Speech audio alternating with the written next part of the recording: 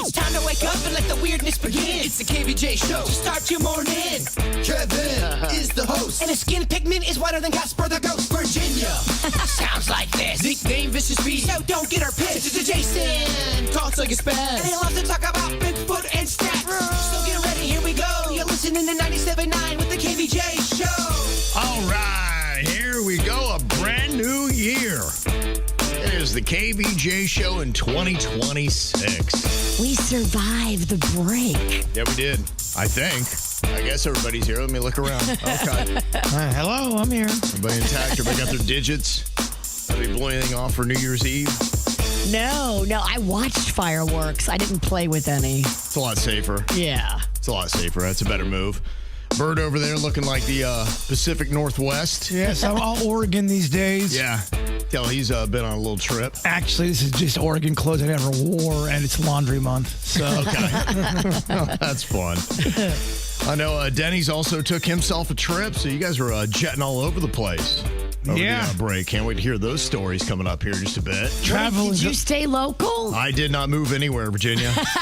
Yeah, I stayed put. Between me, Jay Bird, and Denny's, I think we did enough traveling for the Ralstons as well. Yes, you did. Yeah, everybody went somewhere. we covered all the U.S., I feel like. I feel like we did. It was good. You had the Pacific Northeast. I had the South. Denny's had the South, kind of West. What is Arkansas? Arkansas is one of those states I never remember where it's at. It's on top of Louisiana. Okay. It's up there somewhere. It's up there somewhere. So we got a lot of stuff that we got to catch you up on. So we will get to all that kind of stuff. Also looking ahead to another year in 2026. We're going to get to all that kind of new stuff that's going to be happening as well. So we got a lot to do. One thing to let you know, though, we are going to unfortunately be starting off without the YouTube for quite a while. So we got dinged again with another one of those trademark violations, and the next one, we lose the channel permanently. So Wow. we are going to not probably be on that. Now, we're trying to get the live stream going at kvjshow.com, so that might be a possibility. That is way better because no one can kick you off of your own platform. Right. I wonder, too, on kvj.com, can we play music on that thing? Let's say we're doing a bit and you wanted to play a quick clip of a song. Yeah. Would you be able to do that on there? I wonder. Actually, what we're doing is we've taken the radio station's YouTube channel and we've put that at kvjshow.com. So we're on there until we get the radio station kicked off YouTube. So it's the same old rules. We've just kind of taken theirs and now we're going to get them in trouble. I love it. Yeah, so you can watch the station's YouTube channel at kvjshow.com until we get them kicked off. So Okay, I like it. yeah. Now, our show will appear a little bit later on today, but we have to make sure that we edit anything that's trademarked out of it. So you'll still be able to watch the regular show. You'll be able to get the after the show and, all kinds of clips and things like that. That will not be until this Thursday, though, likely. So we're kind of shut down till then. It's a wild new world out there with all the streaming and the YouTube. yeah. And just our business has changed so much since we've been in it. Well, I even hear YouTubers that have podcasts on their YouTube. They complain about it all the time, especially of recent, that YouTube has changed its standards and practices. Yeah, there are things keep changing, and it's tougher for us because a lot of the YouTube shows, they're not necessarily radio shows that have music and those kind of things. They do different kinds of content, so it's kind of tough. It's kind of like square peg round hole trying to fit into YouTube. What are we, Kevin? Identity crisis, Virginia. I don't know. Hopefully in 2026 we'll figure that out. We are. Just tell me who I am. Yeah, we don't know yet. We're in an identity crisis. I don't think I want to be on YouTube. Look, if they don't want me, I don't want them. Okay. All right. Well, you're going to be there, at least for now. So go to kvjshow.com if you'd like to check out that live stream. Unfortunately, it's just the hand we've been dealt. It's not a KVJ choice. It's just kind of what's going on. So I have a feeling this year's going to be full of a lot of surprises, a lot of workarounds, kind of like 2025 and 2024. Extra and work, 2023. extra stress, more of Kevin's hair falls out. Thanks. Well, luckily we got Hair Club. They'll put somebody else's right back into my own head. That's the beautiful thing about it. Well, it is a new year, same old KVJ show. Kevin, Virginia, Jay Bird, producer Denny's, all here ready for a whole other year of fun. I know you guys are traveling all over the place. I kind of just stayed put. In fact, my oldest son came in with his boyfriend from Chicago. Nice. Yeah, so I got to spend a week with them. So I was the only travel. And it's much better to be here when you got people from Chicago than to be in Chicago this time of year. Amen. I bet the Windy City was kicking. Oh, yeah. That's a little too brutal for me. So, yeah, so we did all that. It was all good. Just kind of hung out, did the usual, went around town, saw stuff, caught up on some shows like Landman that I was behind on. Finally got that Only Murders in the Building Season 5 done. So all that was kind of good.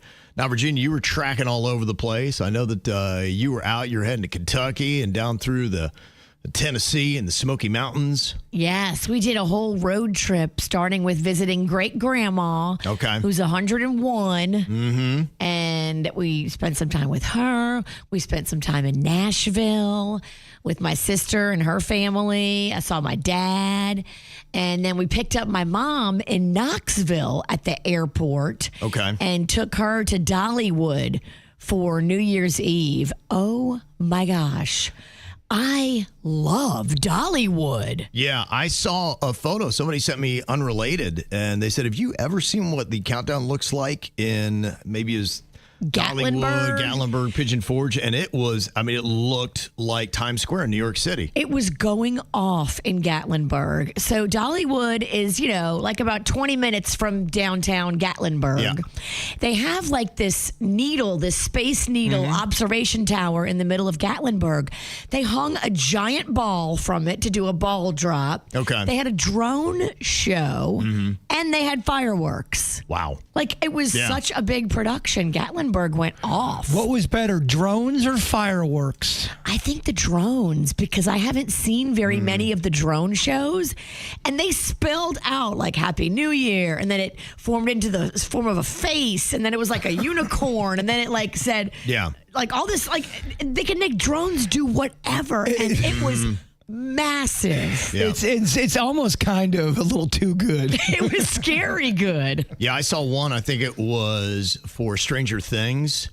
And maybe it's also in China they had one. I think it was maybe just a Stranger Things theme, but it was a combination of drones and fireworks. And so the fireworks went up, opened up this circle, and then this demonic-like looking figure was coming out of the ring of fireworks that was drones. Oh, my. It was like they had done it in tandem. I'm like, oh, my God, they've taken it to a whole different level. Could you imagine driving down the highway and not knowing that's about to happen, and then all of a sudden there's this demonic face coming out? Great. It's the rapture. Oh, Yeah. my God. It'd be a lot. I'm not ready.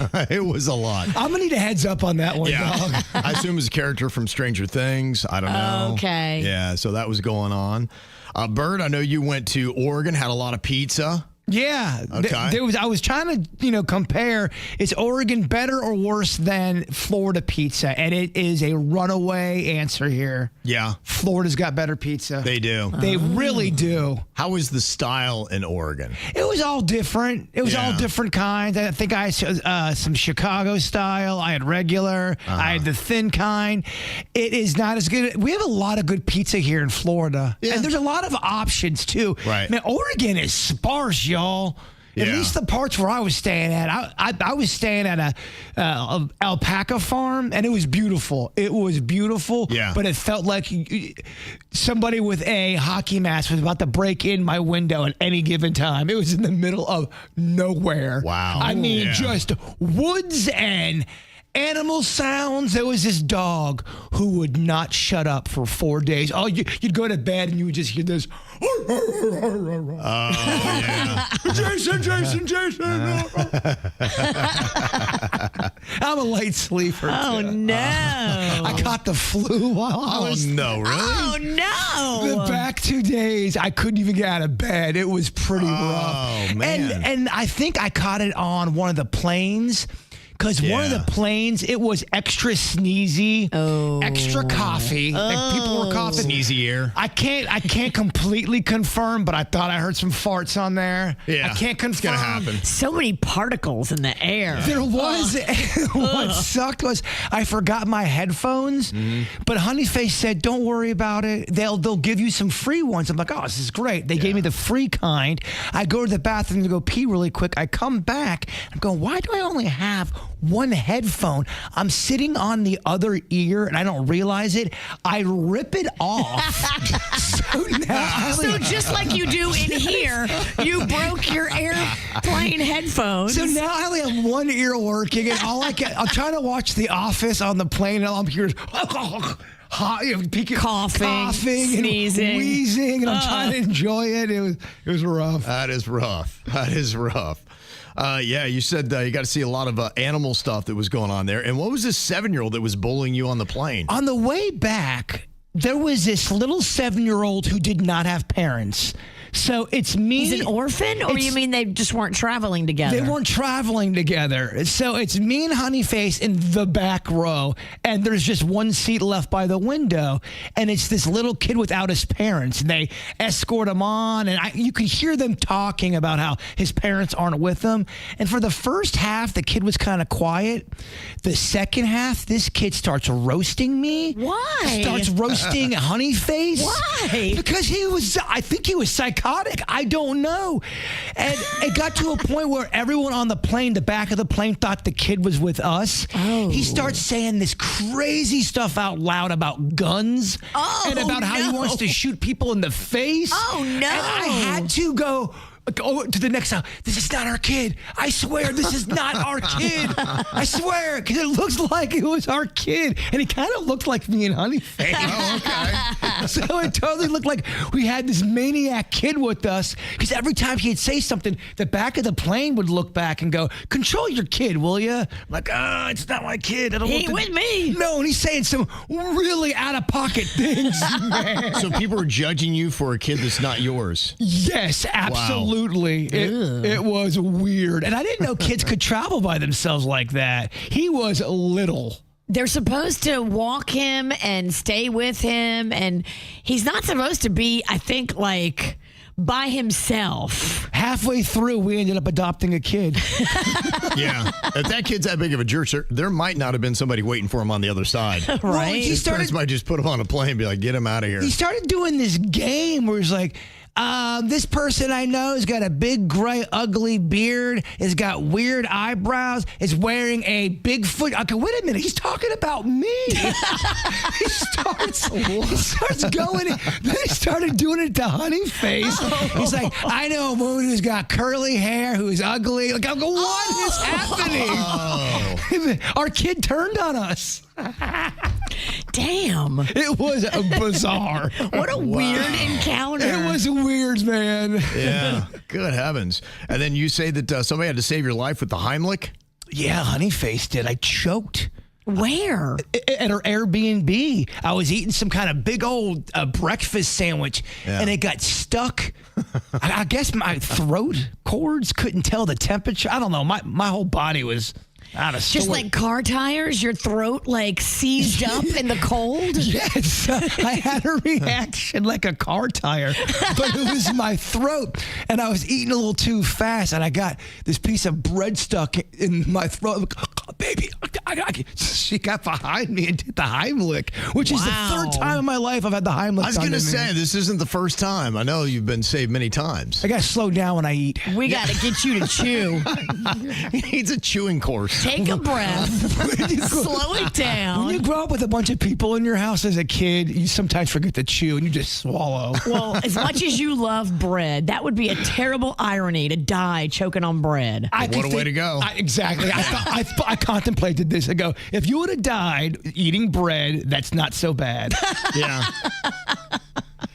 Denny's, he took the family to Arkansas. It was his son, baby Lachlan's big first adventure there. And there was a nice little video he put up. Like Lachlan was loving the leaves that they had kind of raked up that you could jump into. Looked like he was having a lot of fun with that. And Denny's was talking about how affordable things are in Arkansas, especially with the land. He said you can go up there and buy a nice place. And some people are kind of sound like the way people in Port St. Lucie have been, be like, "Oh man, we used to be a nice little secret. Now everybody's moving here."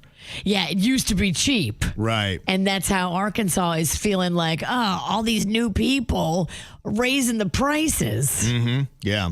You can go and see that video. It's on the KVJ Show Instagram page. But the video that actually got the most attention that we posted up over the break was a big old surprise that happened with Virginia out at the Wellington Amphitheater on the 2nd, something not a lot of people expected, and it's all over the national news today, and it's got 767,000 views on our Instagram page. Virginia was smack dab in the middle of what has been a national or global story for the last 3 days, and it happened in Wellington at the amphitheater on the 2nd.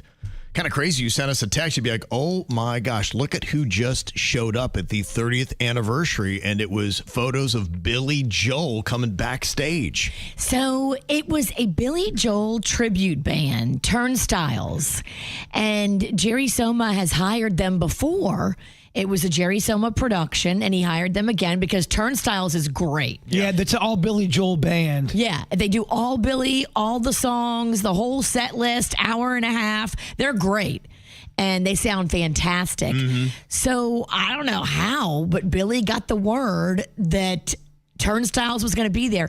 He came backstage before they went on, and he was hanging out in the green room with them, taking pictures, yucking it up, like just telling them how grateful he is for them. And they were like, oh my gosh, we're grateful for you. Like, it was such a sweet moment back there for that band. Like, they couldn't believe it. I can't imagine. I mean, if you're a Billy Joel cover band and getting a face-to-face with him and then having him say all those gracious things to you, you're going to be like, oh my gosh, this is it got to be the highlight of their whole career. And they've been doing it, I know, for a long time. They have. They have been doing it for a while. And so they were talking about it, and Billy said, yeah, I'm going to come up.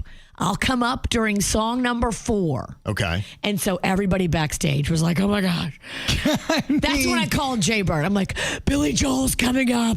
I think this is going to happen. I wasn't sure. Right. Because, he's recovering from brain surgery, y'all. Yeah, I don't think he's performed since May, I believe it was. He hasn't. Yeah. He has not performed. He had to cancel a bunch of shows. Right. He had to have brain surgery. He had to have a stent put in to relieve the fluid that was accumulating on his brain. So you can only imagine how the recovery from something like that is going to be pretty extensive. So he's walking with a cane, and it's song number 4, No Billy. Now I'm listening because I'm standing next to PBSO, because I guess they had a sheriff from PBSO with Billy protecting him, making sure he was okay, because he's in the crowd. He's like mingling in the crowd. I saw that. He was just sitting in a lawn chair at one point. He wants to just enjoy the festival. He was enjoying the band Turnstiles, and he's like, nah, I won't go up just yet. Song number 4 came and went. Yeah. And he was chilling. Yeah. But PBSO was on the walkie-talkie, and so I'm standing backstage next to PBSO, and I'm eavesdropping on the walkie-talkie, and the band is looking back at me backstage, and all the people backstage are like, where's Billy? And I'm like, I don't know. They're like, is he coming? And I'm like, I don't know. So the band kept going. They did song number 5. They did song number 6, and then the lead singer of the band was like, hey, audience, I got to tell you something really cool that happened before the show. Billy Joel came into our dressing room and hung out with us and talked to us and took pictures with us. And it was just the most special moment I've ever had in my whole entire life. Yeah. And the whole crowd goes nuts. Oh my gosh, Billy was here earlier. And the lead singer goes, Billy, if you're still here, we would love for you to come up and join us on stage. Wow, okay. 20 seconds later, boink, guess who pops up and starts shuffling his way up with the cane, and his wife and his 2 young daughters. Right. Comes right up on stage, and then, does not 1 but 2 songs with the band. Yeah, I couldn't even believe, too, because they chose to do We Didn't Start the Fire, which you would think if there's any Billy Joel song that is really tough to pull off, that might be number 1 in my thoughts. Yeah, that one's a tough one to sing anyway, because he, for the longest time, says he can get lost on that song, and he'll rely on the audience to be singing to help him remember some of the words, because it goes so quick. And it's so quick. And there's so many words in that thing. Right. Well, I mean, what a thrill for Virginia. She called me, and I was happy that Virginia got to be a part of it, but I was heartbroken because I wasn't able to be a part of it, and I wasn't able to get there in time. I was only able to give you like 45 minutes heads up. That's like, I didn't know it was going to happen. And still, when they were playing song number 4 and he didn't come up, a lot of us backstage thought, oh my gosh, he left. You know, Right. I mean, he's got a cane. Sure. He's got his wife and his 2 kids, and it's getting late. Right. Like, he's been out here already for 2 hours at that point. But wouldn't you say that's a once-in-a-lifetime kind of a situation? Absolutely. Virginia had no idea he was going to be there. None. And Billy Joel is arguably one of the best songwriters of our generation, and even generations before and generations after. Well, I was explaining it to some of the young kids. I'm like, he is our Taylor Swift. Yeah. He writes his songs. He does his songs. He performs his songs. He plays all the instruments. He does all this. He is our Taylor Swift. Yeah. He's a big, huge artist. And like I said, it's all over the national news today. As everybody's kind of waking up and getting caught up with what happened over the break. That's one of the big stories. And of course, Virginia gets to see him, and I don't. So she'll be holding this over my head for my whole life. Yeah, Panda shot some great video. So just crazy coincidences. Panda had rolled over his cell phone with my car tire. Okay. So Friday morning, he goes and gets a new cell phone with the best camera you can get. And then Friday night shoots video of Billy Joel on his brand new camera.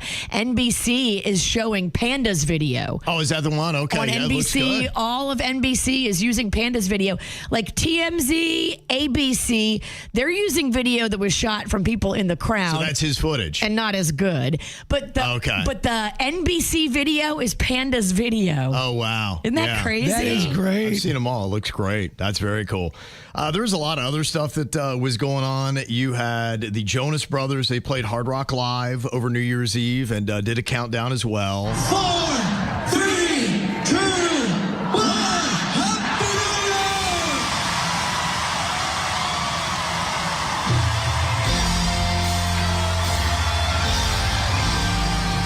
So that was kind of going on. You had 50 Cent. He was playing at 11. I know with the Diddy documentary, a lot of people are paying attention to him. In the club, I done full of club. I mean, I got that X if you in the ticket club. I'm in the having sex, I ain't in the make it up. Come give me a hug if you in the get rough. You can find me in the club, I done full of club. I mean, I got that X if you in the ticket club. I'm in the having sex, I ain't in the make it up. Come give me a hug. Sounding good. Having 50 Cent in South Florida. I know they had a lot of big performances as well. They're at Bayfront Park. And then at Mar-a-Lago, that place was going off. I mean, you had world leaders that were shuffling in and out. You had Zelensky. You had Netanyahu from Israel. You had Vanilla Ice on the stage.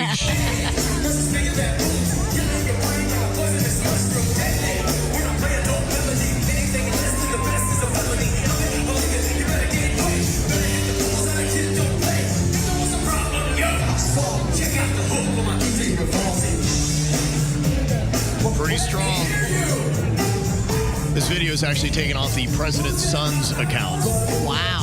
It was on Instagram, so that's kind of a cool little thing. And I was wondering, just with everybody there, what is security like? Because that's got to be a nightmare. When you've got a private club and all that people, you got the president of the United States, you got Prime Minister Benjamin Netanyahu from Israel that is there. Vanilla Ice. Vanilla Ice, I mean, yes. We've got Rob on with us right now, I believe. Hello, Rob.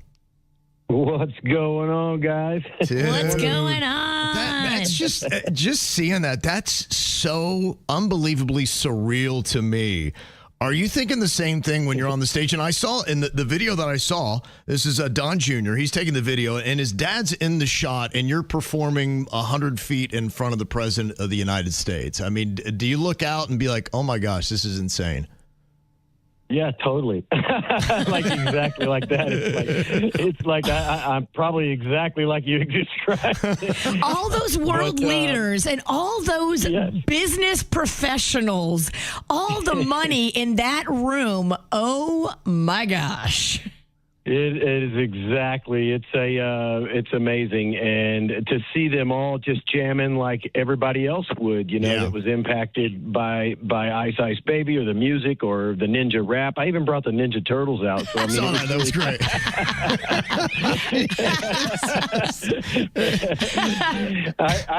It doesn't matter who you are or what you do for a living. We all started off somewhere like 5 years old, and we grew up, and somewhere along the lines, you had to experience Ice Baby, you know, and I turn everybody back into a teenager. It's hilarious. So, Aww. I mean, it was a lot of fun for all of us, and you know, yeah, I had to pinch myself. It was crazy, but you know, I played for them several times, and they're a great family, man. And Don Jr., I've been friends with him, and great people. They're just a great family, and you know, local neighbors of ours here, and it just so happens that that he's the president of the United States. Yeah, but, you know, just so happens. Just so really happens. crazy. I look at him like, you know, I was always a fan because of the real estate. You know, I'm into real estate, so I was, before that, but. Just to grow with them and see and do and be honored to bring in the New Year's with them was definitely an amazing thing. What is that security like at Mar-a-Lago on New Year's Eve? And I imagine because as you're bringing in equipment, some of your stuff, it's got to go through Secret Service, and I can imagine the restraints that they have is insane. It's totally insane, man. I mean, you have to go through all these measures, and they have these special, you know, high-end, I don't know, devices that go under your car, and they basically, you drive through an X-ray machine. They check everything, and then you go through another one, and then you cross through another one, and then you go through probably 2 or 3, maybe 4 of those. Yeah. It's pretty cool, but you know, I've gotten to the point where I go there quite often, so now they're like, "Hey, Rob." But I still got to check you, bud. We know who you are. Right, yeah. The Secret Service got to go through all this stuff, bud. We still got to check you. Yeah. They're checking the turtles out. Good, man. They're doing a full body cavity on the turtles. That would be like a Naked Gun plot, wouldn't it? One of the turtles is there to take out the president. And Bend over, turtle. We got to check. No. They better check the sewer, man. That's right, dude. That's great. Well, congrats on that, man. That was just very cool to see you getting such a great award to be able to do that and perform for the president again. It seems like you're on speed dial, man. Every time they've got a performance going on, you're there, dude. Hey, man, it's an honor, and, you know, you can't get much of a better honor than that right there, President of the United States. You know, how many people can say that? So, you know, definitely something cool to talk about on the front porch, man. Definitely, dude. That's some big stuff. And I saw your video on your hog hunt. Did that go okay? Nobody got hurt? Oh, yeah. No, nobody got hurt, man. Thank goodness, right? We got 16, but they're all, you know, I'm vegetarian, so I don't even eat it, but I like to hunting and stuff. It's hilarious. But I gave my hog to Donnie for Christmas. They charge us like $3.25, and they'll send it to the butcher, and they'll put it in chops and sausage and make it all. That's awesome. Yeah, they're eating good, man. They're eating good. Very cool. I went back to salad. All right, brother. Well, I know you got a gazillion projects going on and staying busy, dude. We'll catch up with you soon, man. Thanks for coming on with us. Love you guys as always, man. Be well. I love you Thank too, you. man. All right, there you go. Bye, guys. Very nice. How Wow. cool is that? So there's a lot going on in South Florida. What a room to play in. Yeah. I was just looking around. Yeah, I saw a little shot of Netanyahu. I'm like, this is just kind of surreal. I mean, it really is just to see World those leaders names. surrounded by billionaires. Yeah, and they were funneling in. I mean, Mar-a-Lago was a very busy place over the break. And then you had everything going on with the Venezuelan president, and that all came out of Mar-a-Lago as Somehow, well. Just insane. Kevin Ralston's invitation got lost in the mail. Not on that guest list, unfortunately. Yeah. Well, there was a lot of stuff that's happened over the last 2 weeks. We've gone through a lot of it. All the trips that we took, Billy Joel at the Wellington Amphitheater, all the fun New Year's Eve with Vanilla Ice at Mar-a-Lago, and the Jonas Brothers at the Hard Rock Live. You also had Marshmello and Nicky Jam Flow Rider. They did the Bayfront Park show in Miami. And that was pretty crazy, just how many boats they had there and the fireworks and everything else. I think they say, too, that Miami is the most expensive New Year's Eve destination in America. I believe it. With hotels and trying to buy a meal and everything else down there. Miami on a Tuesday is expensive. Right. So can you imagine how much the prices are jacked up for New Year's Eve? Yeah. Oof. No, it's pretty crazy. I'm good. Pretty crazy. You had Diplo and Axel. They played the Meyer Amphitheater in West Palm Beach. A little EDM concert that they did. That was over the break as well. Oh, yeah. How'd that go off? I think really well. It looked like what I had seen right before the show. I think 95% of all the tickets have been sold, and I heard there was a good tune in. A lot of people were turnout. Turnout, yes. That's what I'm looking for. Yeah, sorry, I was looking for the audio here. Here was a little bit of it. But you had everybody because, you got all those condos that are kind of right around the Meyer Amphitheater in downtown West Palm Beach. So it's kind of a much smaller version of Ultra, but, it sounded like...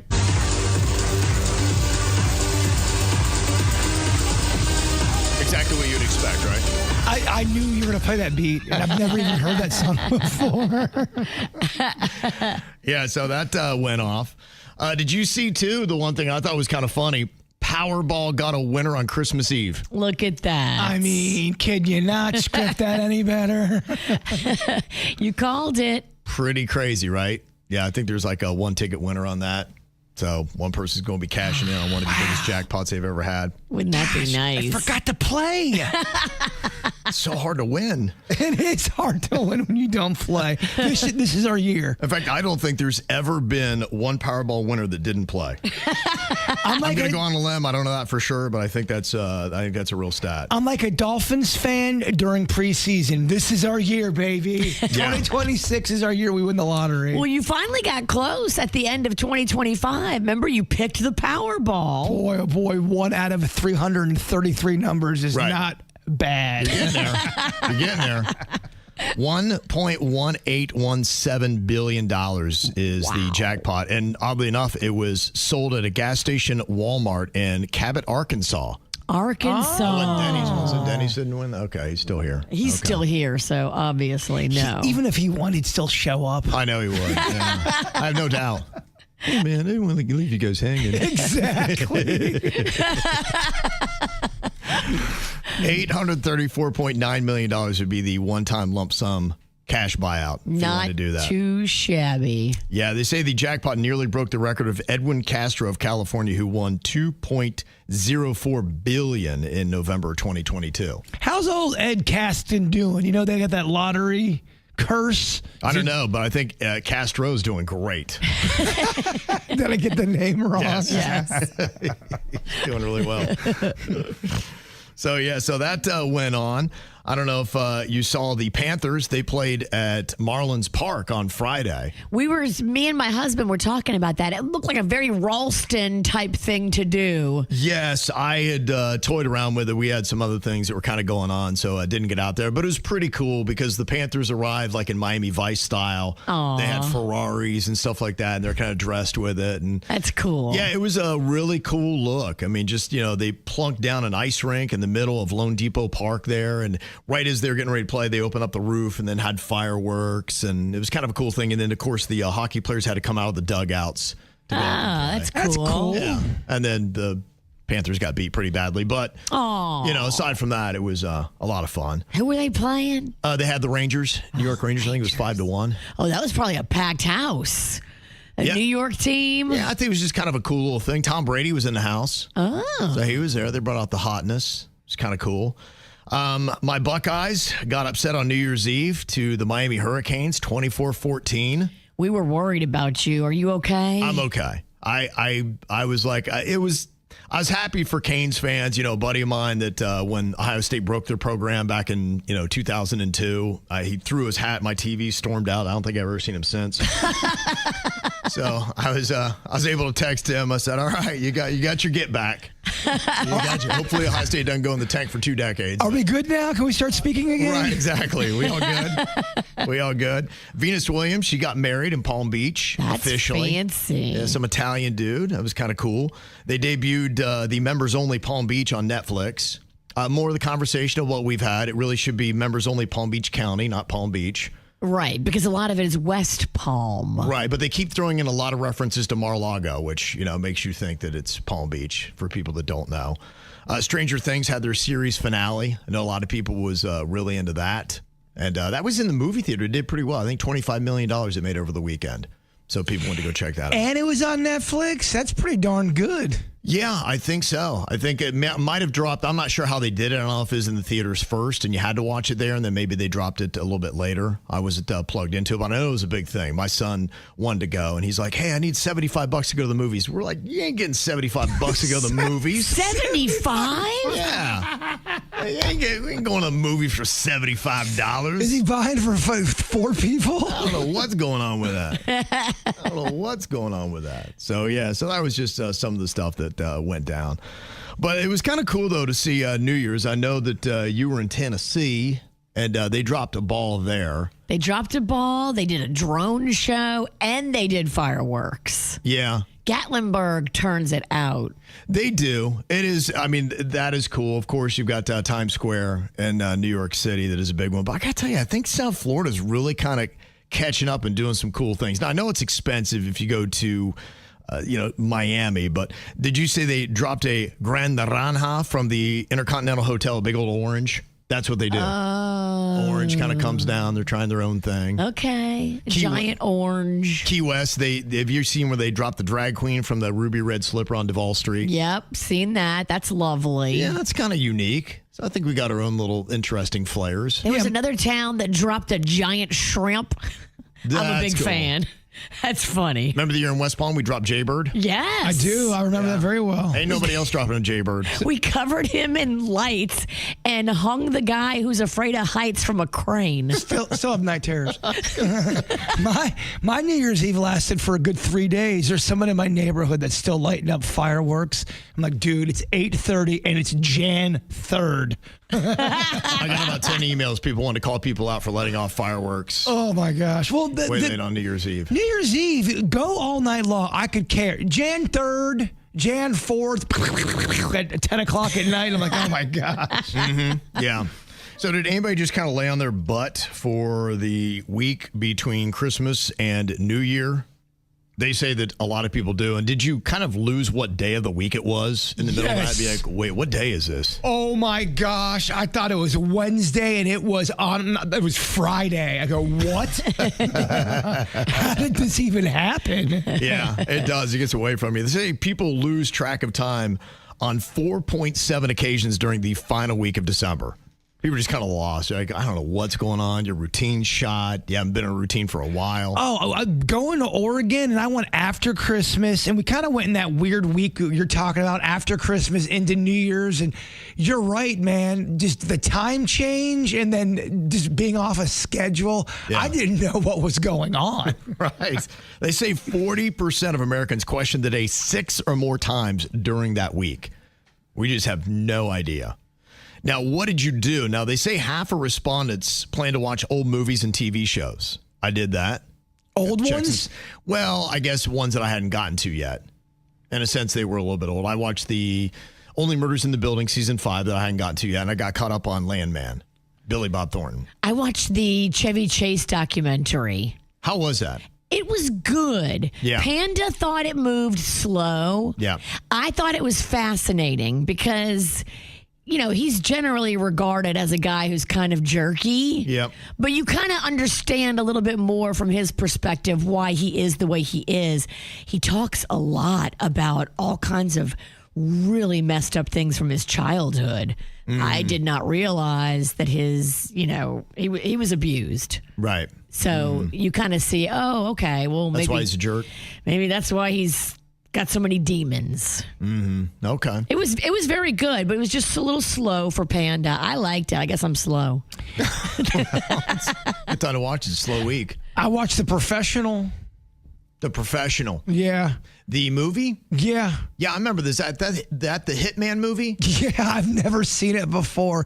And Honeyface loves that movie and said, let's watch it. I'm like, all right, I'll watch it. Never seen it before. It was a weird movie, man. It is a weird movie. It's a weird movie. It is. Well, because you got this older hitman, and it's where you got who was in the Star Wars movies. Natalie Portman. She's young. She's playing a 12-year-old, I believe. Right. And It's a little too, I don't know. Just she's a little too adult for me. It was weird. Yeah, I think it was supposed to be kind of like a fatherly daughter kind of relationship, but in today's era, it looks kind of creepy. That's not how my dad was. Yeah, right. It just was. It gave me weird feelings, Virginia. Mm-hmm.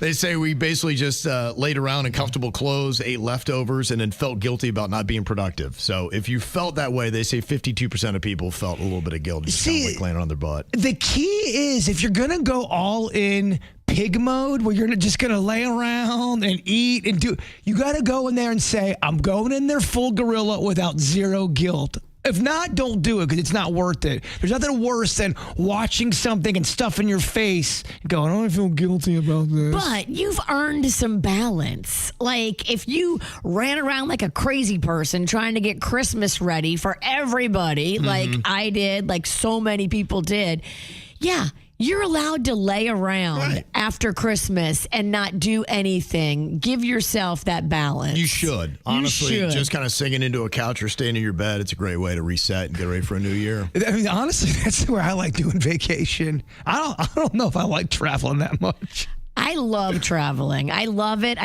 But I also love just laying in bed. Yeah. And taking a day to watch movies. Yeah. Got to do it. That's what that week is for. So if you did, don't feel guilty. It's all good. Well, just to give you a heads up, we got some YouTube issues again. So we're not on the typical KVJ YouTube channel today. You got to go to kvjshow.com. You can watch the show on there. So we will have the entire show uploaded on the KVJ Show channel starting on Thursday. We're back in YouTube jail for a couple more days, and then we'll get to the routine of putting the show up for you edited every single day. So you get it there starting on Thursday. But yeah, because of where we are, we're not going to be able to stream the show for a very long time on our YouTube channel. Probably looking at April 1st. Wow. Yes. We're in YouTube. What did we do? Why are we so naughty? It has to do with copyright restrictions that we played old segments when we were on break, and it gave us another strike, and they say you get one more, your channel goes away forever. It's it's insane what they allow on YouTube and the rules, and then we get dinged for an old Christmas bit. Yeah, that's kind of what happened. So, all right. Yeah, so we won't be able to stream the show there until April 1st, but we will have it at kvjshow.com. So it's still going to be available for you to watch. And then we have Discord, too, a chat that can go on there because I know people like to go on and chat with their friends. So go to Discord, look for the KVJ Show, and you can still have your chat right there. It's the KVJ Dirt of the Day. It's the KVJ Dirt of the Day. Virginia, take it away, because you know we need that Dirt of the Day. This Dirt of the Day is brought to you by my new closet designers, Closets by Design. Well, it looks like Stephon Diggs, the Patriots player, is in a little bit of hot water. I don't know who is investigating, but he apparently is being accused by a female employee that was working for him as a private chef. She says that he went into her unlocked bedroom to discuss an ongoing text exchange. Now, she had been texting him saying, you owe me back pay. You owe me money. I've been here working for you as a private chef. You need to pay me. And he hadn't been paying her. And she was like, I would like to get paid. And he came into the bedroom, and according to her, began strangling her, choked and slapped her in the bedroom that she was staying in his home. Ooh, that's Yikes. Not good. Now, she went to the police and filed a report back on December 16th. So his team and the NFL and everybody has known about this. So I don't know what's going on with it. I don't know if, we're going to let this one wait until after the playoffs, and then we'll let him answer for his crimes. If that's what they're doing, that is ridiculous. If, in fact, he did do everything that his personal chef claims he did, he should not be playing football right now. Well, I think you just have to wait and see how credible it is. And, you know, the one thing I would tell you is if that was the case, if they needed to sit NFL players with any accusation that happens, You can't tell me another team be like, we need someone to step up. And who's the star player of our opponent in the Super Bowl? Yeah, who's the quarterback? Yeah, we need an accusation that they beat you around and then, they can't play in the Super Bowl. Well, she filed the police report back on December 16th. It's now January 5th. Right. I would like to know where we are in the investigation. But it might take a while to investigate some of this stuff. Everyone always wants the answers right away because we live in on-demand culture, but you have to investigate everything. Well, because he's saying didn't happen, they're saying it did happen, and so you're like, okay, well, we need to find proof because someone's clearly lying. Panda is a Bills fan, and we can really use one less great player on the Patriots team. Sure. I got you, yeah. I do have a little bias in this. I can see, but you are probably seeing why they don't yank people off the field immediately when an accusation comes up. That's all we would have. They'd be like, there's only 3 guys available to play for this game. Well, this happened to a baseball player where they yanked him off pretty quickly, and with no investigation. Well, they ended up the girl was lying. Trevor Bauer, I believe, is his name. Yeah, right. And you've had those kids. Look, you've had them go both ways. Yes. But that's why they thoroughly investigate before they get too crazy. Now, if there's, say, for instance, video or it's an arrest, you'll notice they will get taken off the field immediately. But when you've got a situation like this with only accusations, they're not going to take anybody off the field now until they have some kind of proof. Interesting. Well, Jennifer Aniston showed up to support her new boyfriend. She's dating this guy who's like, wellness, and he's into like lots of like yoga type stuff. Okay. He wrote a book all about resetting your body and your chakras and all that for the new year. So he was doing a book signing event in California on Saturday, and Jennifer Aniston was there. Fans had spent just over $100 a ticket to be there with him. I guess he also does hypnosis. Kevin likes hypnosis. You've done that before. Turned you into a chicken. Yeah, I don't think it's comedy hypnosis. Oh, it's not. It's not like goofy comedian hypnosis where you cluck like a chicken. There is a difference. There is a difference. I think this guy is like a legit, guru. Yeah. A yoga guy, all that. So if you were there, though, and you paid $111 a ticket to go as a fan, you were in the room with Jerry Seinfeld, Portia de Rossi, and the guy that runs Netflix, Ted Sarandos. Okay. So some big names. Kind of some fancy people there in the room with Jennifer Aniston and her new boyfriend. You would expect it. And finally here, a good update from Barry Manilow. He posted a health update. He told us a few weeks ago that he had found a cancerous spot on his left lung, but I guess he is feeling better. He found it when they did an MRI after he found out that he had bronchitis. So he wasn't even looking for the lung cancer. They found it checking to see if the bronchitis had healed up. So it just goes to show you these body scans are amazing. And when you do them, you find things way before you have any symptoms. He had no symptoms that would tell him that he had that left lung cancer. One of the most underrated Barry Manilow songs ever, Ready to Take a Chance Again. Kids, Google it. Mm-hmm. You will not like it. Yeah, I think he was supposed to perform here in South Florida in the next week or so. And that got postponed because of all this. I think he's going to postpone a little bit. But from what he's saying and posting, he posted on his Instagram after surgery that he's doing good, feeling better, and that they removed the cancerous spot from his left lung. It's good. It's great. And that it hadn't spread. That's also huge. So that's major that they found that early. That's what those scans are doing for people. Mm-hmm. And that's what's going on in your dirt. Think fast. Fast. If you don't come in first, you might as well be last. Think fast. All right, brand new year. Let's see if our crew can think fast here. First day of 2026. We got Virginia, Jaybird, and we got Denny's. All trying to come up with sensible answers before anybody else. Okay. First up, I want you to give me a celebrity couple where one name starts with the letter K. Kylie Jenner and Timothée Chalamet. Wow. Okay. Topical too. So we're playing prison rules. Oh my gosh. Comes out hot. Did you see their outfits on the red carpet? No. Jaybird. They look so good. Yeah, I saw that. And then there was A mock couple that mocked their outfits. I can't remember what they're from. They're from some kind of like comedy show or something. They are, yeah. It's pretty funny. It was good. Bright orange outfits. You just have to look it up. Google the photos. You will laugh your belly off. It was worth it. And I don't know if you saw them. They had one of those award shows for movies and all that stuff. I don't even. Critics' Choice. Critics' Choice, yeah. Yes. And of course, he was just, Timothée was racking up all the awards, and his girl Kylie was in the crowd. He looked at her dreamingly. They exchanged the loving glance as he said, Congrats, Jacob. Michael, I love your work, man. And lastly, I'll just say thank you to my partner of 3 years. Thank you for our foundation. I love you. I couldn't do this without you. Thank you from the bottom of my heart. Thank you so much. Appreciate it.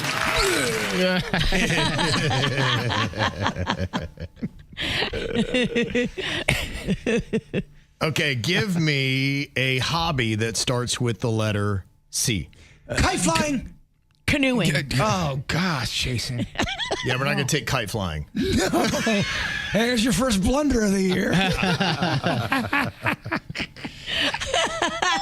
Virginia gets another point. Oh, gosh. I didn't get the point, and I sound stupid. It's a lose-lose. It's such a lose-lose. I would say cutting wood, but I'm like, is that a hobby? Chopping, maybe. Oh, yeah. Okay. Why don't you give me a thing you'd pack for vacation that starts with the letter S? Swimsuit. Swiss cake rolls. Swimsuit will work. How? Swimsuit. But we're happy we got yours in. Because so many people are like, well, hey, did you forget the Swiss cake rolls? What the hell, man?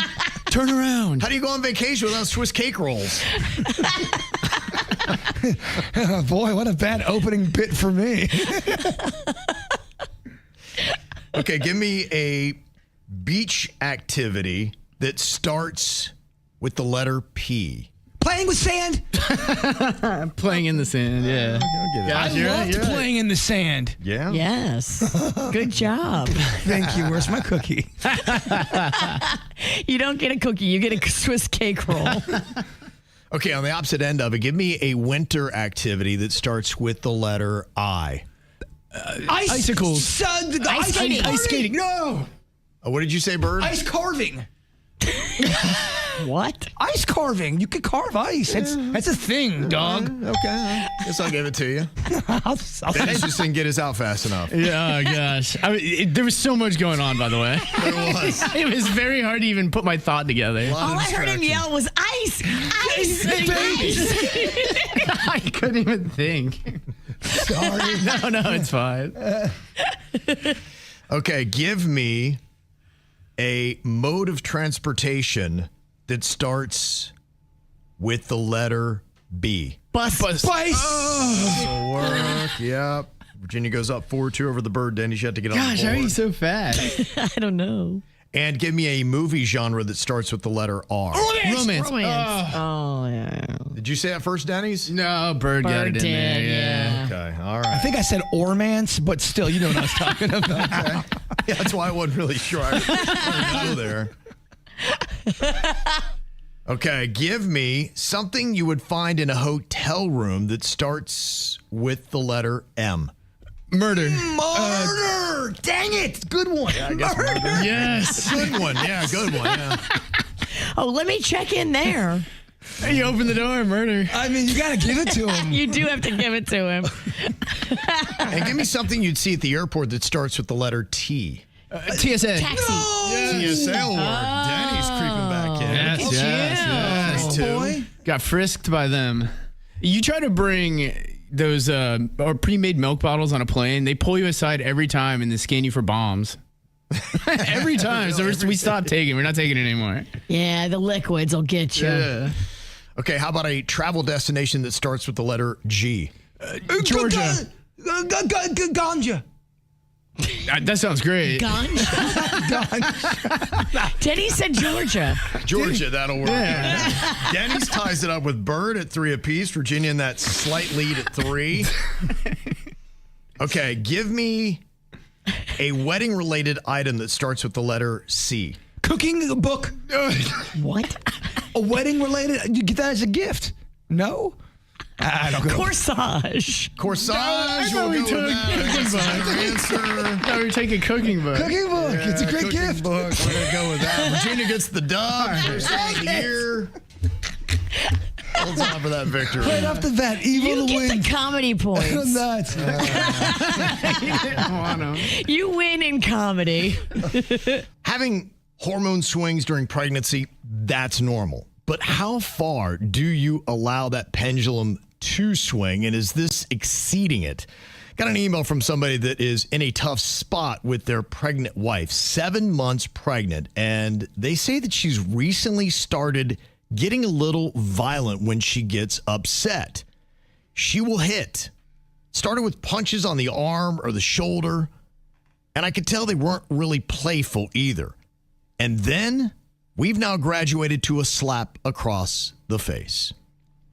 She said, or he said in this email, he said, it's happened a couple of times. And one time it was in front of a few male friends. Oh. Who pulled me aside and they said, hey, just to let you know, being pregnant is no excuse to slap your husband across the face. And one of my friends said, you know what? I'd be making 2 calls if this happened to me. One, I'd be calling the cops, and then I'd be calling my attorney.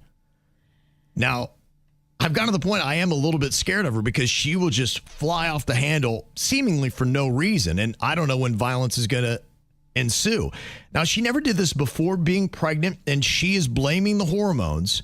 And I've told her, I said, that's not really an excuse. No, it's not. And then she came back at me like, you don't know, you're not going through what I'm going through. Don't tell me what's normal and what's not. You're a man, blah, blah, Boy, blah. this is a fun ride. Yeah. Now, he said, look, I love her and I don't want to stress her out because I know that stress is bad for the baby. And so I'm trying to be cool through all this. But pregnancy has turned her into a monster I don't even recognize. He said, this will stop right after birth. Correct? So, I mean, we can't predict future behavior. But this is not normal. I mean, mood swings, yes. Violence, we don't put up with that. There are too many people that go through pregnancy that have hormonal issues, like you're saying, that don't hit people.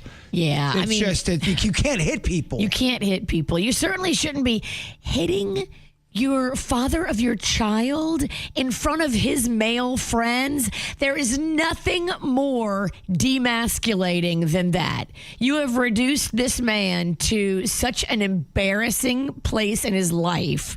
What is going on? And you tried talking to her, too, and it seems like she doesn't give a crap. No, she came with the whole thing of don't try to tell me what it's like being pregnant, blah, blah, blah. You have no idea. You don't know what's normal, no. So she just, in a sense, gaslit him that he doesn't know what he's talking about, and he's the one that's a little bit crazy, and what she's going through is just normal, and he can't relate to anything that she is going through. And I think just the whole pregnancy's making her angry. She's got this underlying anger that erupts now into violence. And that can happen, but I mean, you have to stop yourself short of striking anyone. You're not allowed to hit anybody. And why would you want to hit the father of your child? Like, this is a little messed up. If I was him, I would make her immediately go to therapy, or I have to move out of the house while you're pregnant. Keep in mind, too, some people can hide abuse for a while, and then all of a sudden, the abuse dam breaks. And I'm not saying it's not the pregnancy, but this sounds like it's an excuse, and maybe there was some violent tendencies in her he didn't know about before. I have so many questions I'd like to ask. How long were they together before the pregnancy? How well do you know her? Do you know if she's got any violent tendencies? He said that this is new with the pregnancy, and it's just come up, and it's seemingly getting worse. And I think for him, he's just hoping that they can run out the clock for another couple of months, and then things return back to normal. I think that's where he is right now. trying everything he can to not get her angry, and then trying to avoid her if she does become angry because she's reaching out and hitting him. Oh, he's probably so scared to walk in the kitchen. Just if he wants a midnight snack, he has to tiptoe just in case she hears it and gets mad. Dude, you got to take your power back. This is very demasculating, humiliating, terrible. As a man, you got to take your power back and say to her, you're either going with me to therapy or I'm going to move out for the duration of this pregnancy because I won't accept violence in my relationship. I don't care if you're pregnant or not. Yeah, I think at least laying down that to say it's done. Yeah, you cannot hit me. I'm not going to accept that. No. There's just the next no point. hit. Yeah, there's never an excuse for I that. agree with that person that wrote in. The next hit, you can call the police. They will arrest her for domestic violence. That's what his one buddy said. He said, I'd make 2 calls. I'd be calling the police to report it, and I'd be calling my attorney and saying, hey, get ready because there's probably a big old divorce coming. So to me, I would just lay it down and say, I'm not going to tolerate it again. If it does happen, you're right. I think probably separating until the baby is born and then seeing where things go from there to say there's no reason why you should tolerate any kind of violence ever in a relationship. No one puts up with this. It doesn't matter. I know you're afraid you're going to upset her because of the pregnancy. She'll be fine. The baby will be fine. You're allowed to still express your opinion. You didn't start this. Penelope had said, did he say what had made her mad enough to hit him? He didn't say on the other occasions, the ones when the friends were over, she was mad that he is socializing, having friends. And she's like, everything's normal for you. It's not for me. And then she goes, he's like, oh, sorry, I'm not supposed to have friends because you're pregnant. That's when she comes up and goes, whoosh. And then his friend's like, dude, that ain't right. Well, then Penelope says don't interact with around your buddies with her around. So she gets to dress you down, she gets to smack you, and you also don't get to hang out with your friends. That sounds like a fair compromise. You have to take your power back as a man, as a human in this relationship, in any relationship. We don't let people hit us, and we don't let people dress us down and embarrass us and yell at us and isolate us from our friends. That's not acceptable behavior by anybody, pregnant or not. Take your power back because she's showing you the kind of human that she is. Well, you can really tell who the psychos are by the answers they're giving. What did he do? Yeah. Okay. No, You're not saying that. We can't allow a man or woman to strike their partner in a relationship. Yeah, no, some people are saying that she needs to go see her OBGYN because pregnancy rage can be real, but this person said there is baby-safe medication that you can take to kind of keep it in check. That's what they said. I don't know. Never been pregnant, Virginia? Do you know? I've been pregnant twice, and I didn't take any medication when I was pregnant. Zero. And we were pushing for it. We were. I didn't even take caffeine. I didn't do caffeine. I didn't do none of that. No Tylenol, no caffeine. I don't believe in medication while you're pregnant. Because we don't know what's in this stuff. I've never been pregnant, but I've looked pregnant a couple times in my life. That'll happen. There are 2 times in my life I can honestly say I looked like I was in my at least first trimester at minimum. If somebody's done you wrong, it's time for you to sing along and call them out, call them out, call them out. You gotta call them out, call them out, call them out. It's time to call them out. All right, putting some things on note and on blast here today. One thing got to point out to you. Got to call out this rock scam. Jay Bridger said your buddy wants to send out this PSA to restaurant owners. It said there have been incidents where scammers are putting rocks in their food while at the restaurant. Yes, what they do is they'll put it in their food and they'll complain to the management saying, there's rocks in my food. Then they'll come back either that day or the next day with an invoice from a dentist saying, you owe me $7,500 for my dental work and blah, blah, blah. And it's a real scam that's going on. My buddy works in the restaurant industry and it said it's happened at his restaurant restaurant before. There's YouTube videos because I was doing some research. There's a video from a year ago, and it looks like it's a restaurant from downtown West Palm Beach. Dang. One of the ones you like. I forget I don't want to say the wrong name just in case I'm wrong here, but there was a woman. And it was her and her daughter and her granddaughter, and they were putting rocks in the food. The guy had to call the cops. He did this whole investigation. It was something else, but he wants to put a PSA out there for anyone who is in the restaurant business, owns a restaurant. Beware of the rock scam. Whoa. Dang. That's kind of crazy. Now, we've heard about things getting out of control when it comes to HOAs. I don't know if I've ever heard a crazier story than the one I was reading over the break about Sandy Martinez. She owes $165,250 in code enforcement fines for minor property violations after the Florida Supreme Court declined to hear her case, ending her legal fight. Now, she lives in Lantana with 6 people and 4 vehicles. And because the driveway couldn't fit all the cars, one vehicle often had 2 tires on the lawn. And they didn't realize, but it was triggering a $250 per day fine that started in May of 2019. See, that's what's out of control. Your HOA should not be allowed to fine you for having cars in your driveway and one tire is touching the grass. That is ridiculous. It's overreach of power. We've got to defund the HOAs. To me, that's a war. That's a war. That's a war you just started with. They're charging her $200 a day for that ridiculousness. Yeah. They have a lot of people living there. They have a lot of cars. It's their driveway and their property. This is ridiculous. That's how you push somebody over the edge. That's sick of the system, sick of everything. HOAs should not have this much power. It says the fine continued for 407 days, totaling $101,750. Now, Martinez sought a compliance inspection but couldn't reach code enforcement, and she thought the issue was resolved because she couldn't get a hold of anybody. And the fines only stopped in June of 2020 after a reinspection confirmed compliance. But then when she tried to refinance her home, they're like, yeah, you got a lien. You got all kinds of problems going on here. And each fine exceeded the cost of the repairs themselves that went into the cosmetic cracks in her driveway.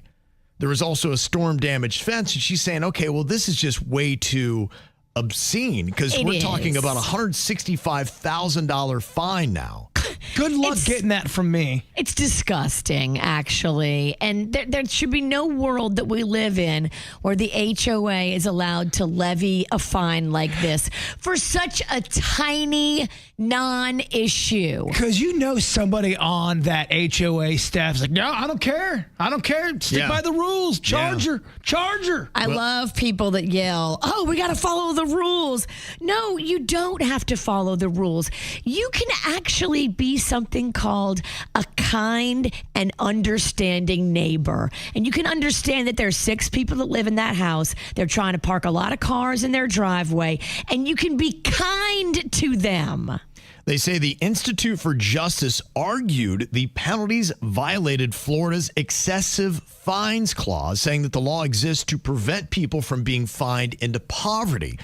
And while Martinez's home is protected from foreclosure under Florida's homestead exemption, the group says the fines effectively strip her home equity and make selling or relocating nearly impossible until she can pay off $165,000.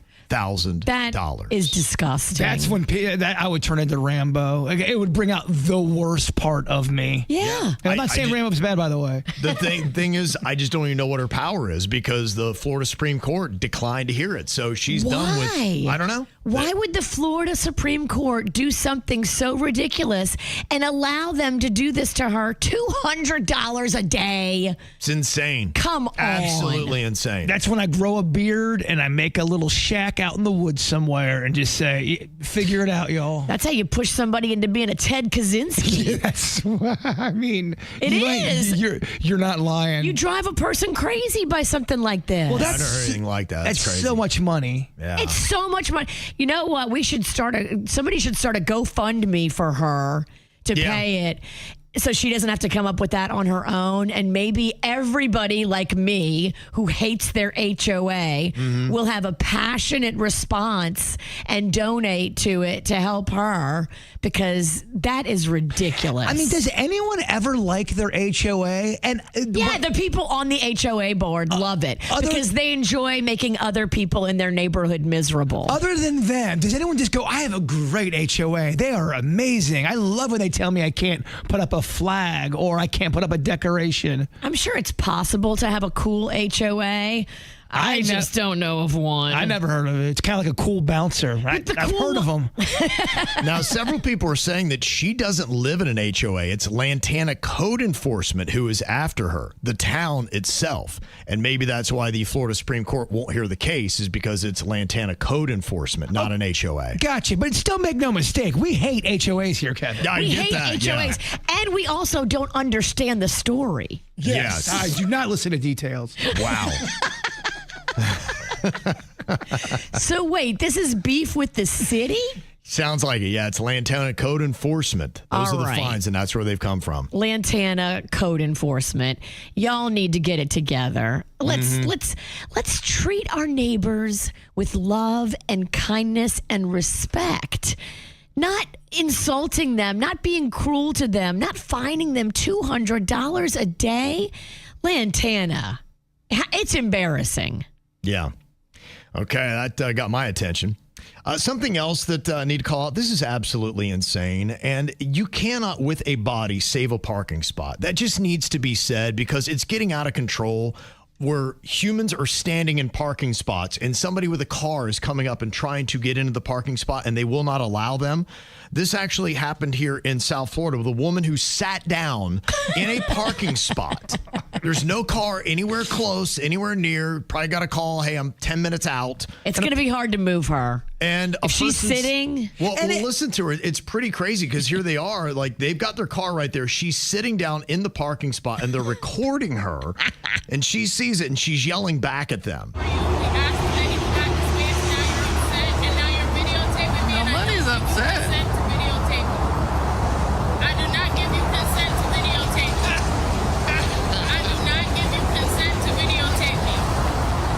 You're in public. Its consent is implied. Yeah, they're like, you cannot record me. I do not give you consent. And they're like, they're doing it wrong all again. They're doing it all wrong. Everything. Can we just honestly, if you don't have a car, you don't get the parking spot. It is the roughest thing to listen to when somebody is so clearly in the wrong and then they double down on it. with such passion and such pride, it really rubs me the wrong way. Yeah, it's pretty crazy. Somebody else that is doubling down. Remember the Palm Beach pig eater who was out there? He was eating a raw pig right there by the clock tower on Palm Beach. He's just weird. Dude, you can't do that, dude. Try to block that out for the holidays. Yeah, it's kind of a weird thing. Well, he's 27-year-old TikToker, Jonathan Houston, and he now says that he is going to be fighting the charges against him. Legally, I'm innocent. Nutritionally, animal organs are the most nutrient-dense foods on planet Earth. Anthropologically, all of the Great Plains tribes ate raw animal organs. The Comanche, the Sioux, the Blackfoot, the Lakota. Same thing with the Arctic region, the Inuit, the Inuk. Dude. Okay, shut up. Oh, my he gosh. reminds me of my ex-brother-in-law. Shut the hell up with all your big words and your fancy talk around. No. It's crazy that all these people doing TikTok stunts and all that. They think there's no laws because you're going live on your broadcast. They think you can do whatever you want. You're in a public space pulling out the organs and entrails of an animal with lots of blood going everywhere. So you're making a mess. You're grossing everybody out. How is this even How did they not put him in jail? You're not getting it, Virginia. There's also the long-toothed pig snapper hog. There's also a wild boar with a nose. Oh, he had the most annoying, I think I'm smart voice. Yeah. Oh, that is so my ex-brother-in-law. Yes, he goes to court here early in January. He's asked for public support. He will not get it from the KVJ show. No, he will not. Yes, can we give him the fine of the lady in Lantana? Thank you. This segment's starting to burn me up a little bit, dog. We release the lady in Lantana and find this cat. Yes. Got an interesting email from Peyton who says, my sister was blessed by Virginia's presence while eating her morning bagel in Tequesta on Saturday, December 20th. Apparently, Virginia marched over to a young guy and then had some very strong words for him in front of everyone. My sister said that the kid and his friends were white as ghosts after Virginia left. My sister later found out through heavy eavesdropping of the boys that it was Magnolia's ex-boyfriend. I must know the details of this interaction from Virginia's perspective. Oh, the one you had issues with. Yeah, the one that I do not care for. Do you recall this confrontation? I do. Oh, boy. Wait, this happened over the break? This happened before the break. Okay. It's just now somebody saw the public confrontation who's now calling it out that Virginia's going to try to slide by. I wasn't going to tell you. It finally hit the news cycle. Oh, boy. So, okay, we were sitting there having our breakfast at our favorite little spot, Bagel Bistro in Tequesta. We love it. It's a yummy little spot for breakfast. And I didn't even recognize Magnolia's ex-boyfriend because it's been years since I've seen this cat. Mm-hmm. Now, obviously, I do not like him, have major beef with him. I do not want anything to do with him. But he was in there eating, and Panda, when we got outside, Panda was like, I think he's in there. And I was like, wait, what? He was in there? I didn't even see him. I didn't even notice that was him.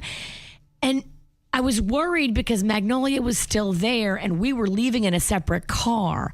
Okay. And I was like, no, that wasn't him. That definitely was not him. That was not him. Because I feel like I would have recognized him and been able to see that it was him, but I didn't. Yeah. And so I went back in to see that it was him, and he had to say something smart. So I had to say something smart right back. Something. He started it? Oh yeah, he's like, keep walking, lady. He did not. Yeah. No, did he really? Because I was eyeballing him, trying to see if it was him. And I didn't remember what he looked like. Okay. But if I have an enemy in the room, I need to know what they look like. So I had to go back in there and see. And he does look different. Everybody looks different from when they're 16 or 17 to when they're 20. Yeah. And you have to do this pretty much in every room you walk into. I have to walk in a lot of rooms. A lot of enemies. So many enemies. So little time. And he told you keep walking, lady? Yeah. And then no. So now when he said that, did you turn around and snap back? Is that when you snapped? I did. So then what do you come back with then? He's sitting with some other guys?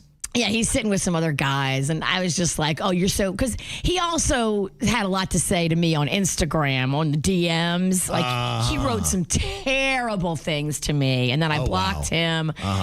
But I was like, oh, you're so big and bad on the Instagram. You got so much to say on the Instagram, but now that you're here face to face, say it. So why don't you say it to me now? And this is in the middle of the restaurant. Oh, so loud. Oh, this is amazing. Yeah. And how did he react? What were his buddies doing? Well, his buddies were like, this is a restaurant, lady.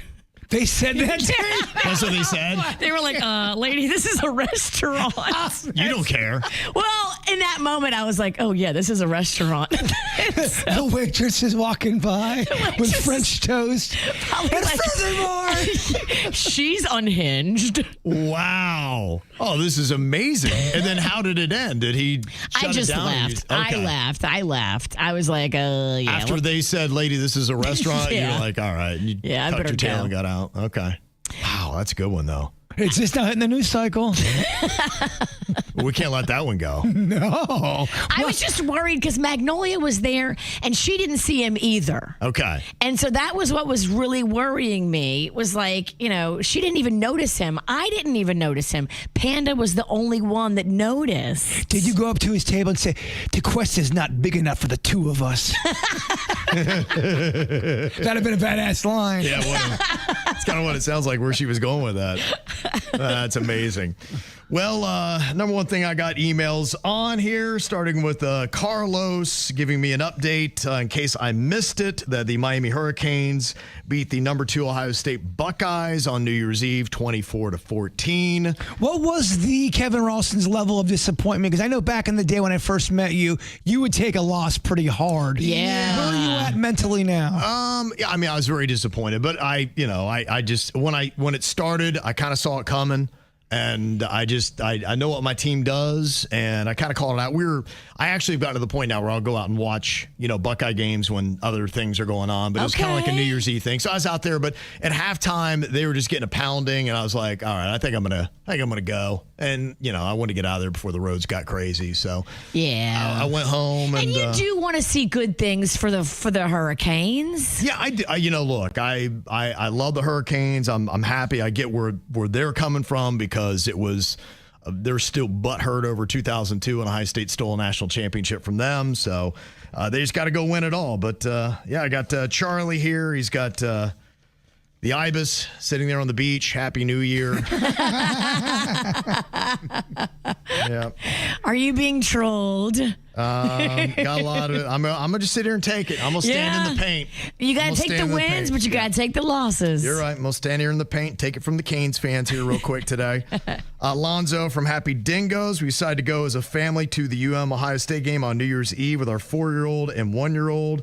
And it was 1,000,000% worth it. We were 4 rows from the field since prices were mad cheap, since apparently a bunch of Texas A&M fans pre-bought them and then were selling. So they were able to get there. So, okay. Yeah, that's very cool for you guys to go there. I mean, that was a big upset. Yeah. Yeah, all the teams that are left are, kind of teams that haven't really won it for a while. So it's, I can get that. You get tired of seeing the same teams win it every year. Yes. So this year you don't have Georgia, Alabama, Ohio State, those typical teams that win it are gone. So go Canes, baby. You got to do it now. Well, now you have to do it for Kevin. Right. Because if you beat the Buckeyes, you better win the whole thing. That's all I'm saying, yeah. And Kevin hates when people taunt him when he's walking through Publix about a loss of the Buckeyes. I've been getting it everywhere I go. I've been getting it everywhere, and I get it. It's deserved. Also, another little column out here. The team girls won at the opening night for the Winter Equestrian Festival on Saturday night, ending a several-year streak of the boys' team winning. So congrats to them. And yes, a heads up that all the festivities have been going on. You got all the show jumping and all that, like Friday and Saturday nights. You got your polo now on Sundays. It goes all the way for some of that, like April, May. But it's an amazing thing. And it took me years of being here before I finally got out there to start checking out those events. And they're absolutely fantastic to watch. If the weather is nice, oh my gosh, it is a beautiful way to spend a Sunday. Yep. Just don't get behind that horse. They'll either poop on you or kick you. Yeah, a lot of bad things come out of the back end of a horse. And he has been kicked by a couple of horses. I have. That is a true story. Yes. We have got a nomination for the worst Cameo video ever left. Now, this one is coming from Ric Flair, and it's going to be competing against Vince Neil from Motley Crue. Now, here's the thing about both of them. Both massive drinkers. And you can tell they don't want to do cameos, and they're going through them when they've had a few.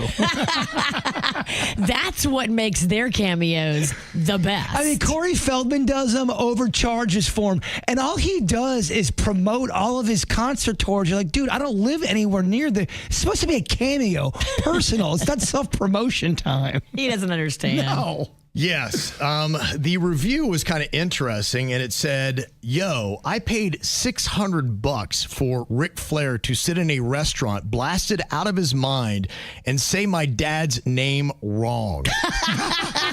See, to me, that's worth every penny. I agree. It's going viral because it's so botched. It says, I paid for him to say Merry Christmas to my father, Buff. He called him Barf. and just read the instructions word for word. It's an honest mistake. I am super disappointed I spent money on this. I would have got someone who actually puts the effort in for $600. To a regular person, that's a lot of money. I'm not going to give a Christmas video to my father with his hero calling him barf. Well, he probably called him. Ric Flair probably got confused because he was about to barf from how much he drank. Maybe. Yeah, I mean, it's pretty bad. Now, we've kind of heard this about the former wrestler Ric Flair that, I think he kind of has a tendency to go and get a little bit sauced. There have been several videos that have kind of come out of him doing this. Let's just say Nature Boy's got some demons. We all got them, but Nature Boy has got some demons. He does have some demons, no doubt about that. Denny's, do we happen to have the audio on this? Okay, because you definitely need to hear how these go. Okay, what'd you say? Okay, I love a cameo that goes sideways. Mm-hmm. Have you seen the Smokey Robinson one? No. Oh, my gosh. We might have to add him to the mix. So Smokey Robinson looks right in the camera and goes, I just want to wish you a happy Chinooka. And he's like, Chinooka. I don't know amazing. what Chinooka is, but I hope you have a happy one. Smokey. Happy Chinooka. That is amazing. I have to see that. Oh, yeah, you got to look that. Google that up. We don't want good cameos. No. Was he hammered too? Or No. Okay, he was serious. He looked totally sober. In his defense, there are two different ways to spell Hanukkah. And when you spell it with the CH instead of the H, it is a little confusing Chinooka. for a Christian man. Right. He's not a Jew. He doesn't know. And so he thought it was Chinooka. He doesn't have one Jewish friend? Nothing? Okay, so here we go. This is a head-to-head battle. Who left the worst cameo? Is it Ric Flair or is it Vince Neil from Motley Crue? Here's what Ric Flair left, calling the dad barf. To my man Eric And I was with from Tina, Evan and all that. Fam, and the military boy. I was after Red Dog. I mean, first of all, you got somebody that's right over his shoulder that is talking louder than he is. Can we pipe down? It sounds like someone's taking an order in the back. Yeah. So loud. I'll take 12 fried clams. Wow. I guess it's a beautiful gift. I'm not sure why. Oh, bachelor gift. Gotcha, man. It was already. Eric has a tattoo of your famous. If you're already. All he's doing is say, woo. That's all he's got. As he's struggling through the audio. I think 600's a bargain. Wow. Hey, guys, Eric, so many women do. So many do. Thanks for nothing. Now he's getting married. Oh, my God. Why would you get married? Oh, and so the guy's getting married. Now he's going all in on how stupid he is for getting married. Look, Rick's had a few divorces. That's not gone great. I think they were Rick's fault. Wow. They didn't do great. Mm-hmm. It's the worst possible commitment you could do.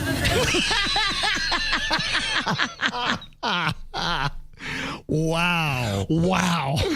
Because as of the day you get married, 50% of everything is hers. I don't care how beautiful she is. Stay her girlfriend. Stay her girlfriend. Is Ric Flair trying to talk this guy out of Yes. In a cameo. All he wants is for him to say happy birthday to his dad, and now he's going in on the fact that the guy's getting married. I'm with Virginia. This is worth every cent. Yeah. Wow. And this is going to go viral for you. You could probably make some money on the viral side of this on YouTube. You probably could. Wow. Matt says diamonds are forever, and so is Ric Flair. And that's the God's honest truth, brother. I'm a diamond. I'm forever. I've overstayed my welcome, and my name is Ric Flair. Oh, wow. There you go. That's what $600 will buy you from Ric Flair. I'll tell you what's not forever. Marriage. Do not get married. Don't do it. Oh, my Wow. gosh. He tried to talk the guy out of it. He did. It's amazing. That's amazing. That's strong. That's strong. Now, here is Vince Neil. If you remember this one that he left for somebody's dad. I want to say happy birthday, brother. This is actually from Christian Mom, Ethan, and Blake. So, Christian Womp. I said Womp. Ethan and Blake. Keep on rocking, shout the devil, and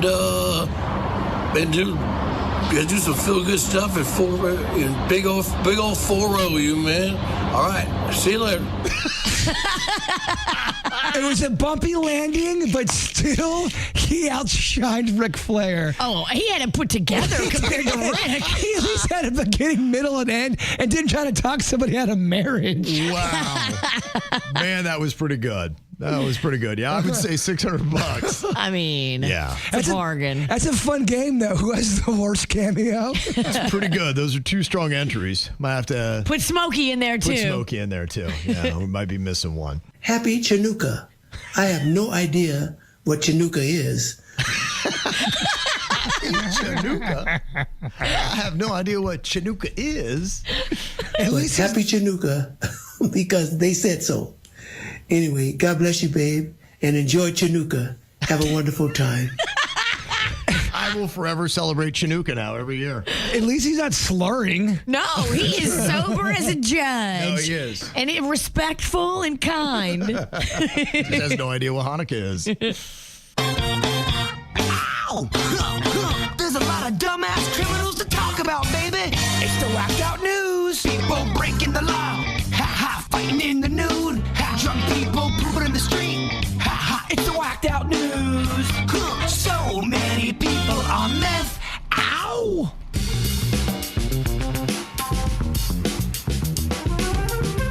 There is a crazy trend that started in 2025 that looks like it's picked right back up in the new year. People dying at Disney.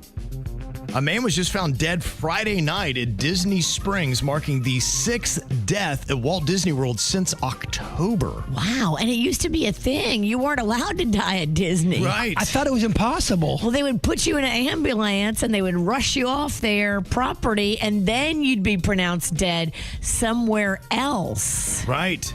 They say that this looks like another suicide. The body was discovered about 9 p.m. in the Disney Springs Orange Garage. Oh. So just kind of crazy. I don't know what it is where, they've had a couple suicides that have gone on. They've had other ones in mysterious circumstances that have gone on as well. But, yeah, I mean, that's just crazy. You've had that many, 6 since October. So. Yeah. These sound like copycat suicides. Yeah. This is weird. That is weird.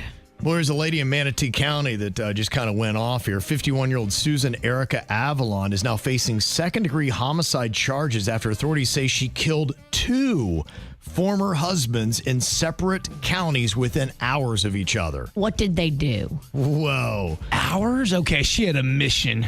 They found a 54-year-old man with gunshot wounds at his Heritage Harbor home, and when asked who shot him, the victim said, possibly my ex-wife, before dying at a hospital. Wow. Well, at least he said it was her. His 15-year-old daughter, also Avalon's child, witnessed the attack and saw a masked person in gray leaving in a silver Honda Odyssey. I guess that's why there's any mystery as to who did it. Oh, no. Police later found Avalon cleaning the same minivan with bleach at her Citrus County home. And when told they wanted to discuss her ex-husband, she allegedly asked, which one? Prompting a welfare check that revealed her other former spouse was shot dead in Tampa. Wow. Okay, this is a little bit different because there's cases where somebody will get married 3 or 4 different times, and then all of a sudden the spouse keeps dying. Yeah, there's 3 husbands that are dead under her watch. This is a vendetta. Yes. And she said, today is the day that I turn into a vigilante murderous woman. Guess so. Yeah. Wow. It's like, okay, this is what we're going to do. She said, which one? Which one? She didn't know which one they'd found yet. Crazy. Whoa. Well, Florida man Kobe Latry Watkins was arrested after allegedly robbing a Lake City meat market while nearly naked, wearing only a face covering. He brought his own meat to the party. He brought his meat, and he was there to steal more meat. He entered the store holding a cloth-wrapped object employees believed was a weapon. He broke into the cash box and stole $1,000 before fleeing. Officers later found a $1 bill, blue underwear, a knife hidden behind a metal box believed to be the cash box, and discarded clothing near the scene. I guess he wanted to identify him by his clothing, so he just went in naked. Huh.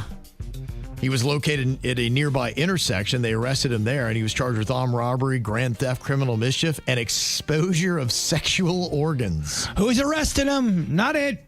Wow. Just as important as the robbery is the getaway. And it seems like he failed to plan. Well, when you fail to plan, you better plan to fail. You got to finish the mission. You got to finish the mission. You can't go half-assed. And we're not condoning robbing, by the way. No. We're condoning just finishing a job. But you got the cash box, and then you fell apart and got busted at an intersection. Yeah. There was a Boynton Beach man, Robert John Gormley, a 30-year-old, who was arrested after allegedly jumping into a stranger's pickup truck while carrying a meat cleaver and refusing to leave. Oh, my gosh. Imagine you're driving that truck. That's going to stay with me. The driver reported that Gormley blocked his truck, grabbed onto it, and climbed into the back bed of the driver.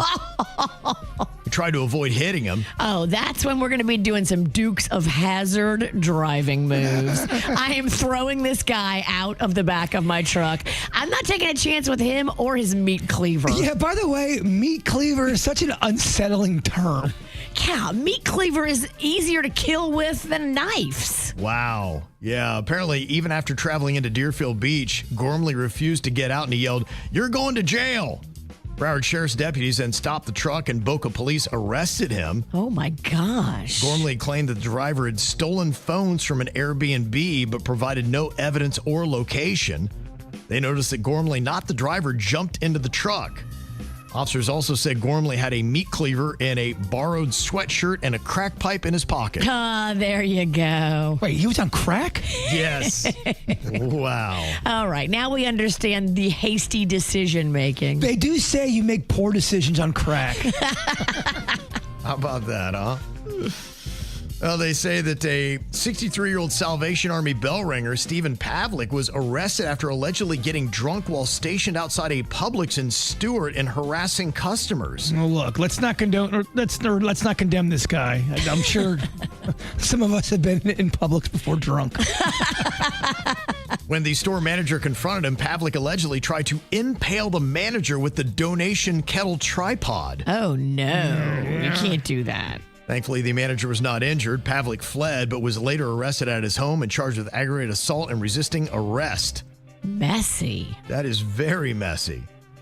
There's a Florida man who almost got smacked by a car after he thought it would be a good idea to cross a busy road while the light was still green. The incident happened at the intersection of Broward Boulevard and MLK Jr. Avenue in Fort Lauderdale.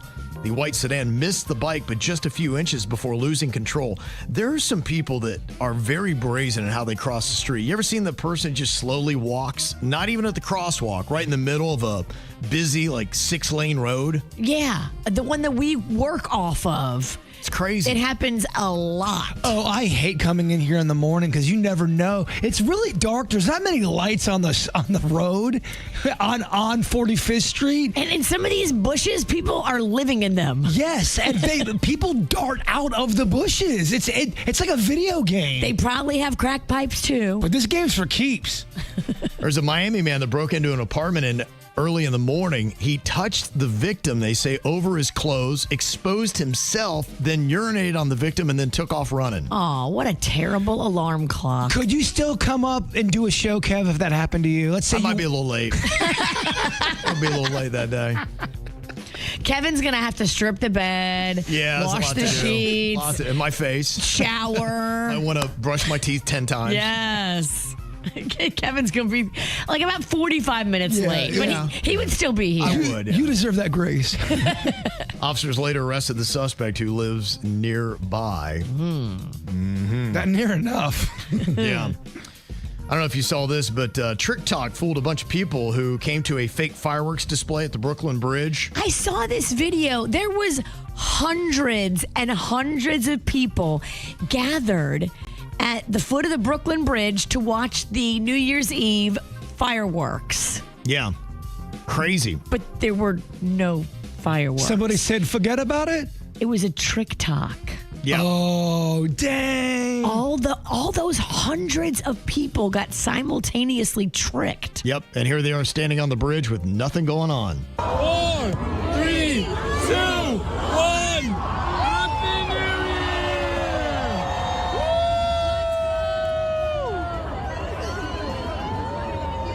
Any second now.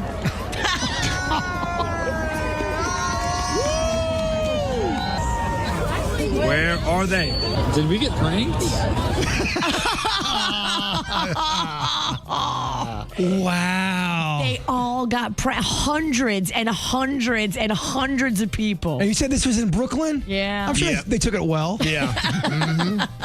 And here in Florida, again, some dummy was firing off guns. This happened in Volusia County where Daytona Beach is. And they say the bullet landed under a woman's pillow as she slept. Oh, my gosh. Yeah, they've now arrested 21-year-old Alex Gomez for shooting into an occupied dwelling. He and a couple of his dumb buddies are doing the same thing. Those bullets do come down, fellas. She is so lucky to be alive. Mm-hmm. And another bad story for Disney World. An employee is recovering after he got nailed by a runaway boulder at the park's Indiana Jones stunt show. Oh, I don't know if you saw that, but it took off rolling. I think he tried to stop it, and it did not work out well. That boulder is real. Yeah. So if you ever want to know what would happen if the boulder actually caught up with Indiana Jones, you get to see it if you actually go to Disney. Is it bad that I really hope somebody was rolling video on that? There is video of it. Oh, I kind of need it. You break your Indiana bones. It looks rough. It's the KVJ, dirt of the day. It's the KVJ, dirt of the day. Virginia, take it away, cause you know we need that dirt of the day. This Dirt of the Day is brought to you by my new closet designers, Closets by Design. Well, it was certainly sad news for Tommy Lee Jones and his family. Unfortunately, they found his daughter deceased early Thursday morning at the Fairmont in San Francisco. They're saying that it was related to an overdose, and they were trying to get her help. She recently was arrested back in April, and she was offered a plea deal.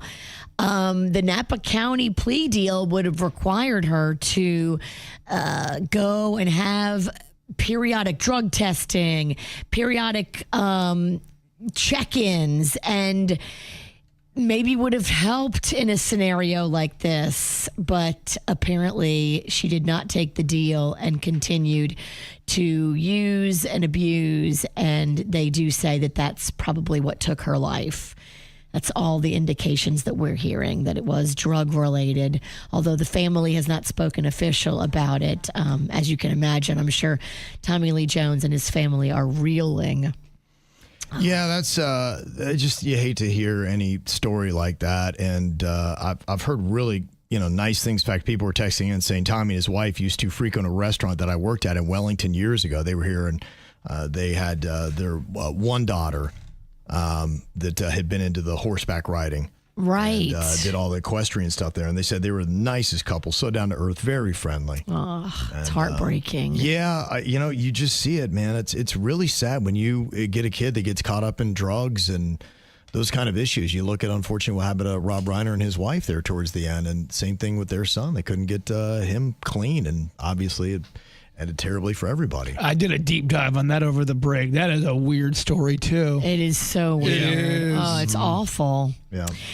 It looks like they are going to be coming after that singer David.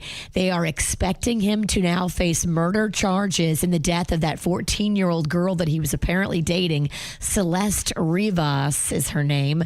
Search warrants were executed on his property, and I guess there was a burn incinerator where a bunch of things were burned, and a chainsaw was discovered. And oh, that's incriminating? Yeah. Wow. May have had DNA on it. Yikes. Yeah. Wow. Evidence also reportedly includes matching tattoos that he had and she had on their index fingers that said, shh. because, she was 14. And if people would have known that she was 14, they probably would not have been cool with the relationship. Ew, wait, that was the tattoo? Yeah. Ew. Gross. So, yeah, prosecutors, they say, are likely to pursue charges through a grand jury, and it could be coming very soon. I mean, this guy he gave them all the evidence they needed. You're right. It sounds like it. Oh my Wow. God. Horrifying. That's crazy. And finally, here, despite suggestions of some kind of plastic surgery, Andy Cohen is saying, I did not have plastic surgery. I just did a little Botox and I lost 20 pounds and I had a lot of makeup on. I guess he was doing the New Year's Eve countdown and everybody's like, you had plastic surgery. What happened to your face? So he had to come on and answer that it was just a little Botox.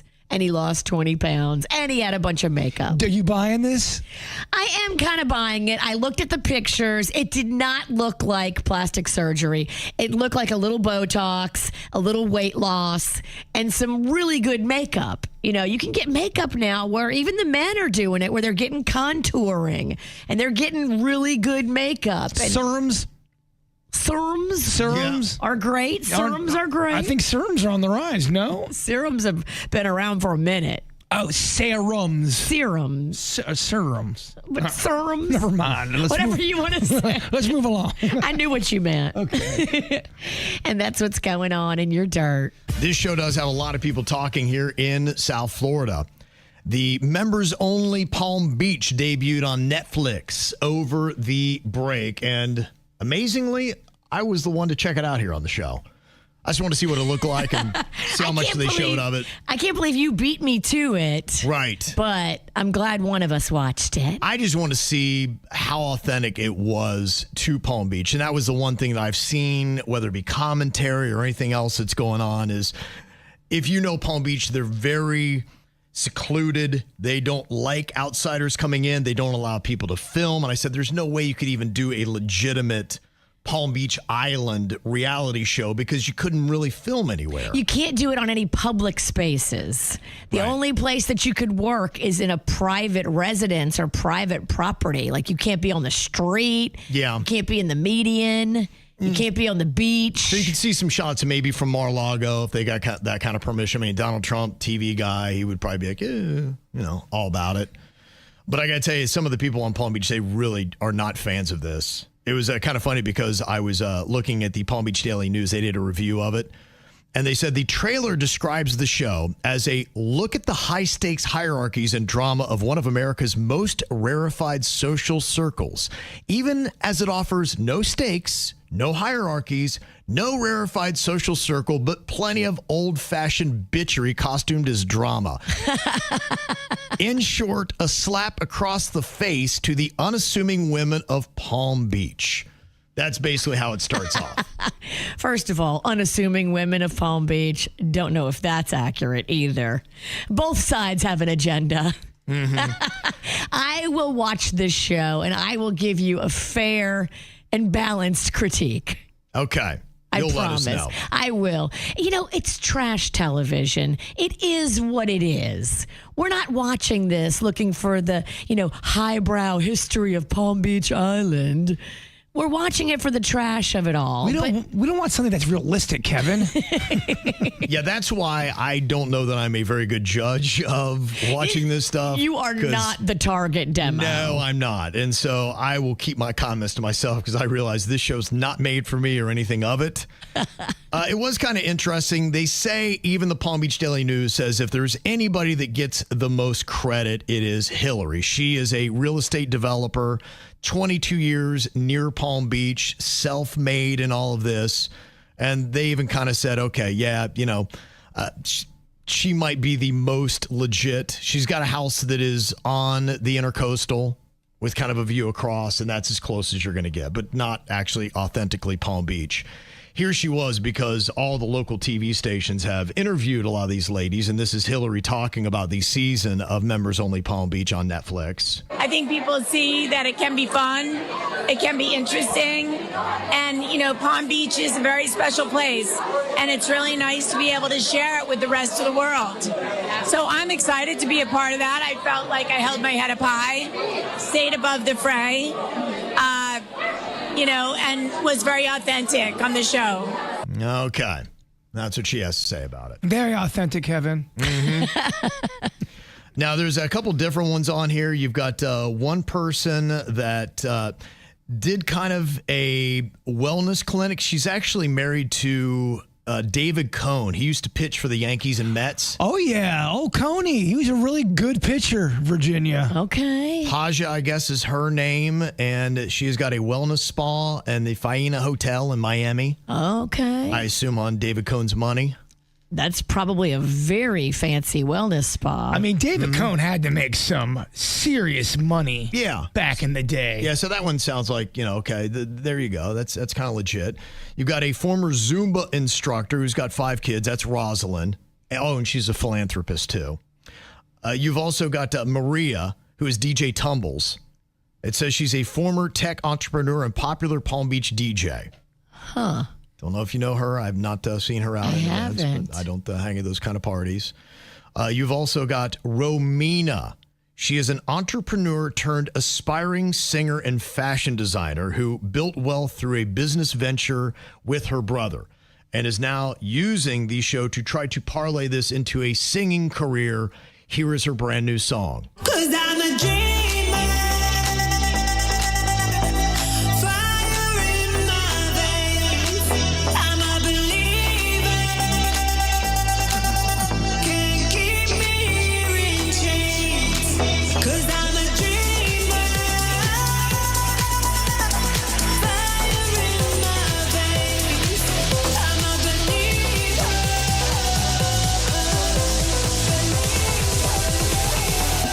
Expecting. I mean, that is what you would play for me if you wanted to torture me and get information. Yeah, we got definite punishment for you. You're going to watch the entire season and listen to that song on repeat for 10 hours. I want to get mad at that song, but when she does that goat, it does make me laugh. So the anger subsides a bit. We can do a goat remix of that. I do like the goat remix idea. I'm a dreamer.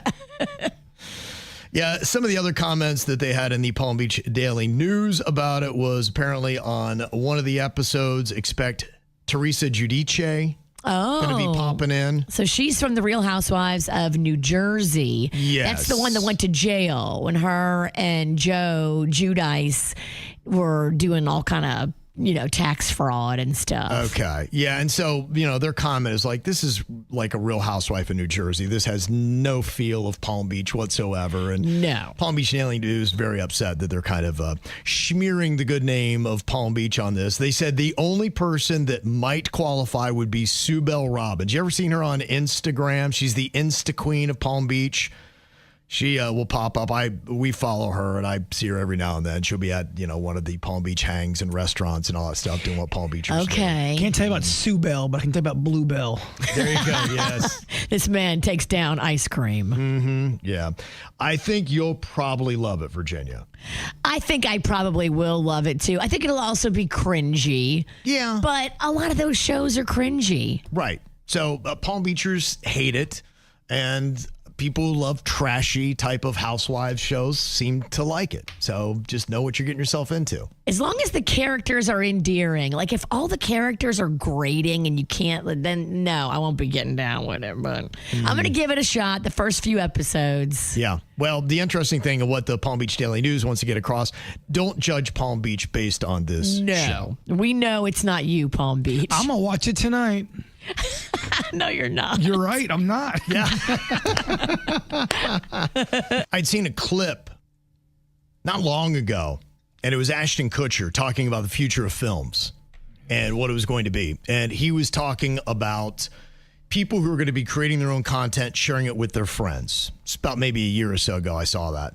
And then I finally got to see it kind of at play. Somebody was showing me some of the short films that they had been making using AI and was talking about just that. He said, I could draw up and have a film here with whoever I wanted it. I could have a KVJ film with all of you guys cast. I could write out the script.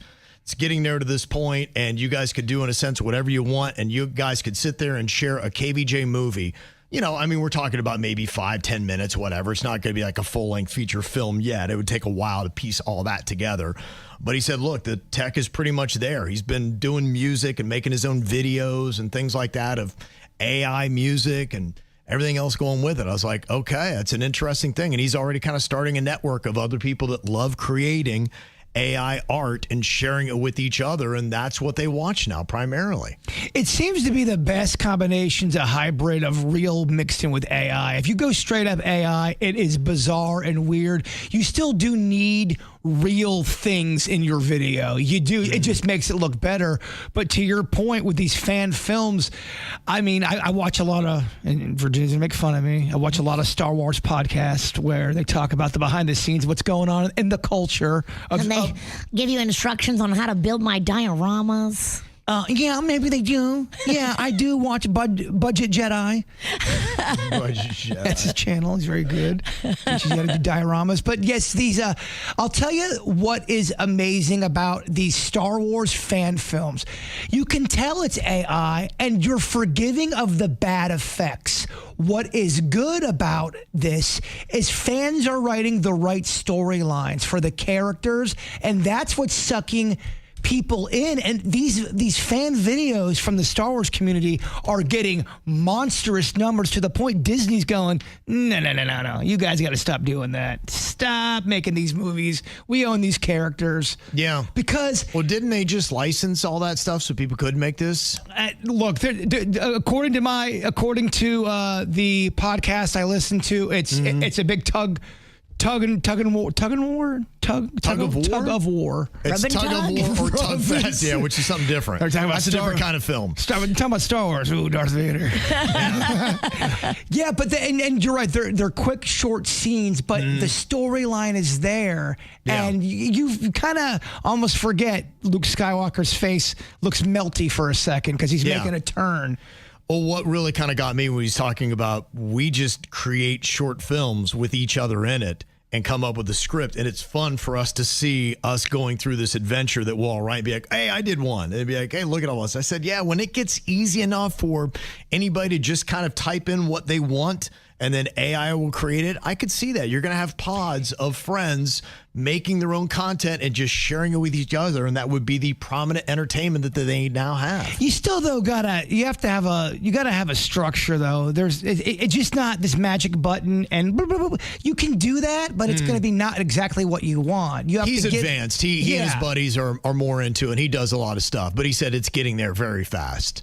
So it's kind of what we do. And when I got to see it in play and he was showing me some of it, I was like, yeah, when that becomes easier and it looks even a little bit better, I do see what Ashton Kutcher was saying. I could see the future for the first time. I don't know if you saw our ghost video we did here in the studio. Denny's thought there was a ghost behind him. It was very creepy. I did see that, yeah. It looked so realistic. I was trying to do it with Virginia, but I don't know, she was moving around too much. I was like, shut up. Stop it. She kind of ruined the bit. Yeah. That's what she does, right? Bit killer. I don't know if you saw the Avatar Fire and Ash. It is doing well globally. It's over $1 billion. It was slower to get to $1 billion than two of the other ones that have come out. But I don't know if you're really complaining. It was by basically a day. People just love those Avatar movies, man. They do very well. So kind of crazy. And I also saw, too, that another one that's doing well is the Disney Zootopia 2. They say that has earned $363 domestically, $1.5 billion globally across 6 weekends. It surpassed Frozen 2, becoming Disney Animation's highest-grossing film. Wow. Whoa. Yeah. So, I mean, theaters are still doing it. They're still bringing some money. What are you thinking about? What are you thinking about? What's on your mind? Are you thinking about? What are you thinking about? What you thinking about today, Jay Bird? Have you guys ever been chased by a dog that you don't know? Yeah. That we're to a point where you go, I don't know how this is going to end. Yeah, I have a few times. I don't know if I have. When I was in Oregon, me and my girlfriend Honeyface, we stayed at this alpaca farm, and it was in the middle of nowhere. Now, the farm was beautiful. The alpacas were amazing. The people who ran it were so nice, but it was in the middle of nowhere to a point where I was kind of creeped out. Yeah. When night would fall, you go, we are out in the mountains right now, and this is crazy. And their neighbor across the way had this big dog that would not shut up. As soon as you turn the light out to go to sleep, I mean, it was. He was saying your name. It was getting to a point where I go, I think this dog is messing with me. And we would order, Uber Eats or stuff, but it would always kind of never go to our right house. There was some weird Bermuda Triangle thing going on with the instruments where the car would always go to the wrong place where the dog would be at. And you're like, oh boy, please, you see it out the window, go, oh, don't go to the crazy dog house. Don't go there, go to the crazy dog house. No. And we were coming back from somewhere and we were in an Uber car. We were just in a regular Uber, and all of a sudden, we see the dog run out right by the car, and it starts to chase our Uber car. Oh, no. To a point, so I get out of the car. We finally get to our gate, and I'm trying to grab my stuff. I'm trying to grab Honeyface, and then all of a sudden, this dog's in the middle of the street just going, arr, arr, arr. I go, is he about to charge? I don't know. So I'm trying to limp in, running through the house, and luckily the dog did not get us, but it started running towards us, and we got right to the gate, right until the point where the dog was about to eat our faces off. Oh, my gosh. Yes. So I couldn't believe, it was so loud, or right when you would put a light off, I couldn't believe it chased a car. It did not. It didn't care. It didn't sweat nothing. This was a country dog who's probably ate some country people. I've seen country dogs try to eat a car. They will bite at the car and try to rip parts of the car off. But then at that point, because that was kind of the beginning of the trip, every time you'd go out there, you go, where's that dog at? Is he going to fall from the sky? Is he going to eat my face? Is he behind a bush waiting for you? But it was it was a hound from hell. It just, it had a devil bark. It's just an unnatural from the soul. I don't know, man. But I've been chased a few times by dogs. I was wondering if it's normal or nope. Yeah, there's country dogs, there's hood dogs, junkyard dogs. I don't know which is the scariest of the three. Yeah, who's the most dangerous dog? I would not mess with a country dog. I thought that dog had a rifle. They might. Horrifying. Yeah. What's on your mind today, Virginia? Well, I wanted to tell my mom to come in here for a second. She's in town. Mm-hmm. She is going to have some brain testing done today here locally in South Florida. But her favorite thing to do is sing with Jay Bird. Okay. And I know that she had wanted to sing We Wish You a Merry Christmas, just the end part of it with him. Do you want to sing that little part of We Wish You a Merry Christmas with Jay Bird? Sure.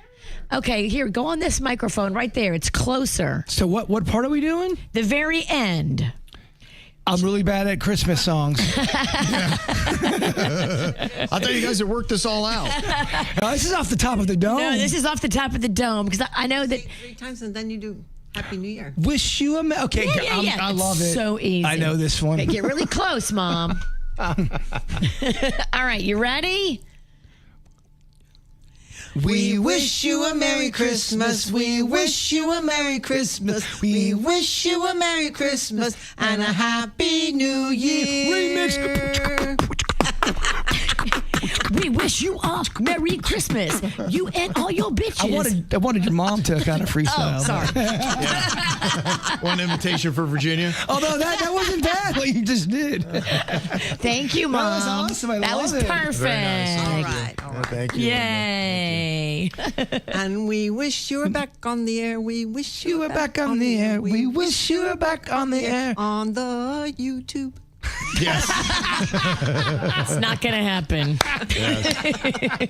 We're very naughty. Christmas wish for everyone. And Virginia, you got to answer because a lot of people want to know, did you ever find Rocco's necklace? Before we left for the break, he was out there. It was one that he got. It was a cross, and it meant a lot to him. He had it pretty much his entire life. He had it since he was baptized when he was a little baby. Yeah. We went out there for hours on Jupiter Beach with the metal detector, and we did not find it. Oh, no. You're positive you were in the same spot, or is that not confirmed? We're positive we were in the same spot. Now, a very kind KVJ Nationer gave us her metal detector, but I'm not positive we know how to use it right. So it may have been operator error. Okay. The cross is probably still there somewhere. You got to be careful with those metal detectors. Addicting. It'll change your life, bro. Yeah. I don't know. We were just struggling with it because we didn't know what we were doing. Oh, don't feel bad. I bought a lawnmower over the break, and I accidentally put water in there instead of gasoline. Long story. Whoa. That was definitely a low point. And then I went to 3 different gas stations because my debit card is cracked right now, and none of them would take it until the 3rd station. I finally got the gas, poured in there. I don't have the arm strength to start her up. So it's been a 4-day process of A, putting the lawnmower together, B, letting it dry out. Well, that's on brand. Just don't feel bad is what I'm saying. Yeah, there you go. There you go. Well, sorry you didn't find that. Yeah. And kind of a quick heads up, if you're trying to do some healthier things in the new year, chocolate, baby. You know, I kind of jumped onto the whole thing where I'm doing the, what do they call it? The cafe mocha? Is that the right way you say it? Mocha. That's chocolate. Yeah, so I take the chocolate and I kind of melt it in the coffee every single day. Dark chocolate. Yes, and because I've been reading the health benefits of the coffee, and I said, well, if I put chocolate with it, that'd be great. And now they're saying that they believe dark chocolate may also slow the aging process. Okay. That goes into all the other benefits we knew of, like the antioxidants, how it helps your blood pressure, your mood, anti-inflammatory benefits. I can tell you this much. Milk chocolate speeds you up with age. That might be true. And they are saying that it's the darker chocolate, like 70% plus. Cacao. Yes, that's the one. So if you get 70 or more, that's where it puts you into that good realm. Yeah, that's when it starts to not taste good, though. Of course, yeah. That's that tipping point when you're like, this is too much cacao. Yeah. I don't want to get too personal, and you don't have to answer this, but have you noticed since you become a coffee drinker, it's affected your BMs? No, I have not noticed any difference. Okay. Yeah. All right. It's not doing that, so I don't know. I feel great. Enjoy it, but You're still going number 2 regularly? think it's all good, yeah. Solid. Only your grandmother and Jay Bird will ask you about your pooping You're on right. the radio. My grandma's obsessed with your BMs. I just heard coffee really can go through people is all. It does. You're new in the game, so I was just curious. Yeah, no, it stayed the same, but you know, I've been regular since youth. So it was always a big deal for my grandmother believed if you didn't have one daily BM, you would just die immediately. That's an impressive stat. Yes, really. Well, we had a KVJ Nationer get engaged over the holiday break. It's fun, right? Don't ask Ric Flair. That's true. He would say it's definitely not fun. First mistake ever made. Just like half your stuff. It is marry her girlfriend. Keep her as a girlfriend, not a wife. Well, this person didn't even really remember their proposal because it happened on New Year's Eve and they were blackout drunk. Oh, no. It was mentioned to them first thing on January 1st by their girlfriend of 18 months. It pretty much was the entire day. Can you imagine not only having the anxiety of just having a hangover, but then also realizing that you made a decision that is going to impact your life greatly at the same time, and you're reflecting on your hangover and the fact that you have now betrothed yourself to this person and you're saying, I'm not sure I actually want to do this. Of course, by the time he kind of realized what was going on midway through the day, she was spending that time while he was hungover calling all of her family to let them know that she was now engaged. Oh. Family was excited. Conversations were happening all day on the 1st. Wedding planning was already beginning. So by the time he kind of started to feel better on the 2nd, he gets hit with, okay, we're doing this, we're doing this, we're doing this. And he's like, oh my gosh, I really come to the point I realize I made a big mistake and I don't want to do this at all. But they are all in. I am not. said, look, I love her, but I'm in my mid-20s, and I am not even close to being ready to get married. So I don't know what to do. The only thing I've come up with, do I try to make this the world's longest engagement or just be completely honest with how I feel that I'm not actually really ready to get married? I would suggest maybe you fake your death. Okay. You got to be honest. You have to just say, this is what happened, and go out for a kayak ride and let the kayak come ashore without you in it. Oh, fake your death. Yes. Yeah. Okay. This sort of happened to me. I wasn't blacked out drunk. The only time I was ever engaged, I was quite intoxicated, and it was kind of new, so puppy love was flowing, and we were at Bradley's, and I just said, let's just do it. Let's get married. She was so happy. Then I realized I think she wanted her green card. Yeah. Like, all right. Oh, wait a minute. I'm being used. Wait a minute here. Is that why she gave me my 4th Long Island iced tea? I have seen this happen. Who can drink 4 Long Island iced tea? But impressive. To your point, though, like 3 days later, after the Long Island teas wore off, I go, what have I done? Not like this individual. Yeah. So you having been there, what would you tell him to do? His 2 options, that the only thing he can see is either one, just dragging it on to make it the longest engagement ever. No. You got to be honest. Okay. Yeah, I think honesty is the best policy on this case. And I think you need to definitely say, I drank too much. I don't think I'm ready for marriage. She's going to hate you and not be happy about this, but that's a lot better than both of you wasting your lives away because you have too much pride to say you got too drunk. Yeah, you got to speak up. You got to speak up. Yeah. Now's the time. And I think a way to position this so that maybe she might like it better is just say, look, there will be a day when I will propose to you. I want to be sober for you. Yes. I want to do something amazing. Being blackout drunk is not amazing. And I don't want that to be, oh, how did you propose? To be like, well, I was blackout drunk on New Year's Eve. I got caught up in the moment. It got silly. I thought New Year just... So to me, I think being honest is the right way to do it. And if you put that, look, when I do propose, it's going to be 100 times better than what you got on New Year's Eve. I mean, I think might save you. I think we'd all understand if somebody got drunk and promised us something, and then they took it back because they were drunk. But that's because we're drunks. So true, yeah. Speak that language. I frequently have to apologize for things that drunk me has said and done. Do you know how many jazz bands I've joined when I was drunk that I could not do after the fact? I think you would do well in a jazz band. It's not the right time. All right, going to be moving on to the After the Show coming up here in about 15 minutes. Be able to watch it live on many digital platforms. Go check it out. Also going to be on demand here. You can check it out on our podcasts. Go to Spotify and other places like that and follow the KVJ show. All right, Bird, here we go. Brand new year. First thought for the day. What you got for us? If you want a different life, start with a different morning. The rest tends to follow. Oh. So wake up barking or something. Yeah. The KVJ Show on 97.9 WRMF.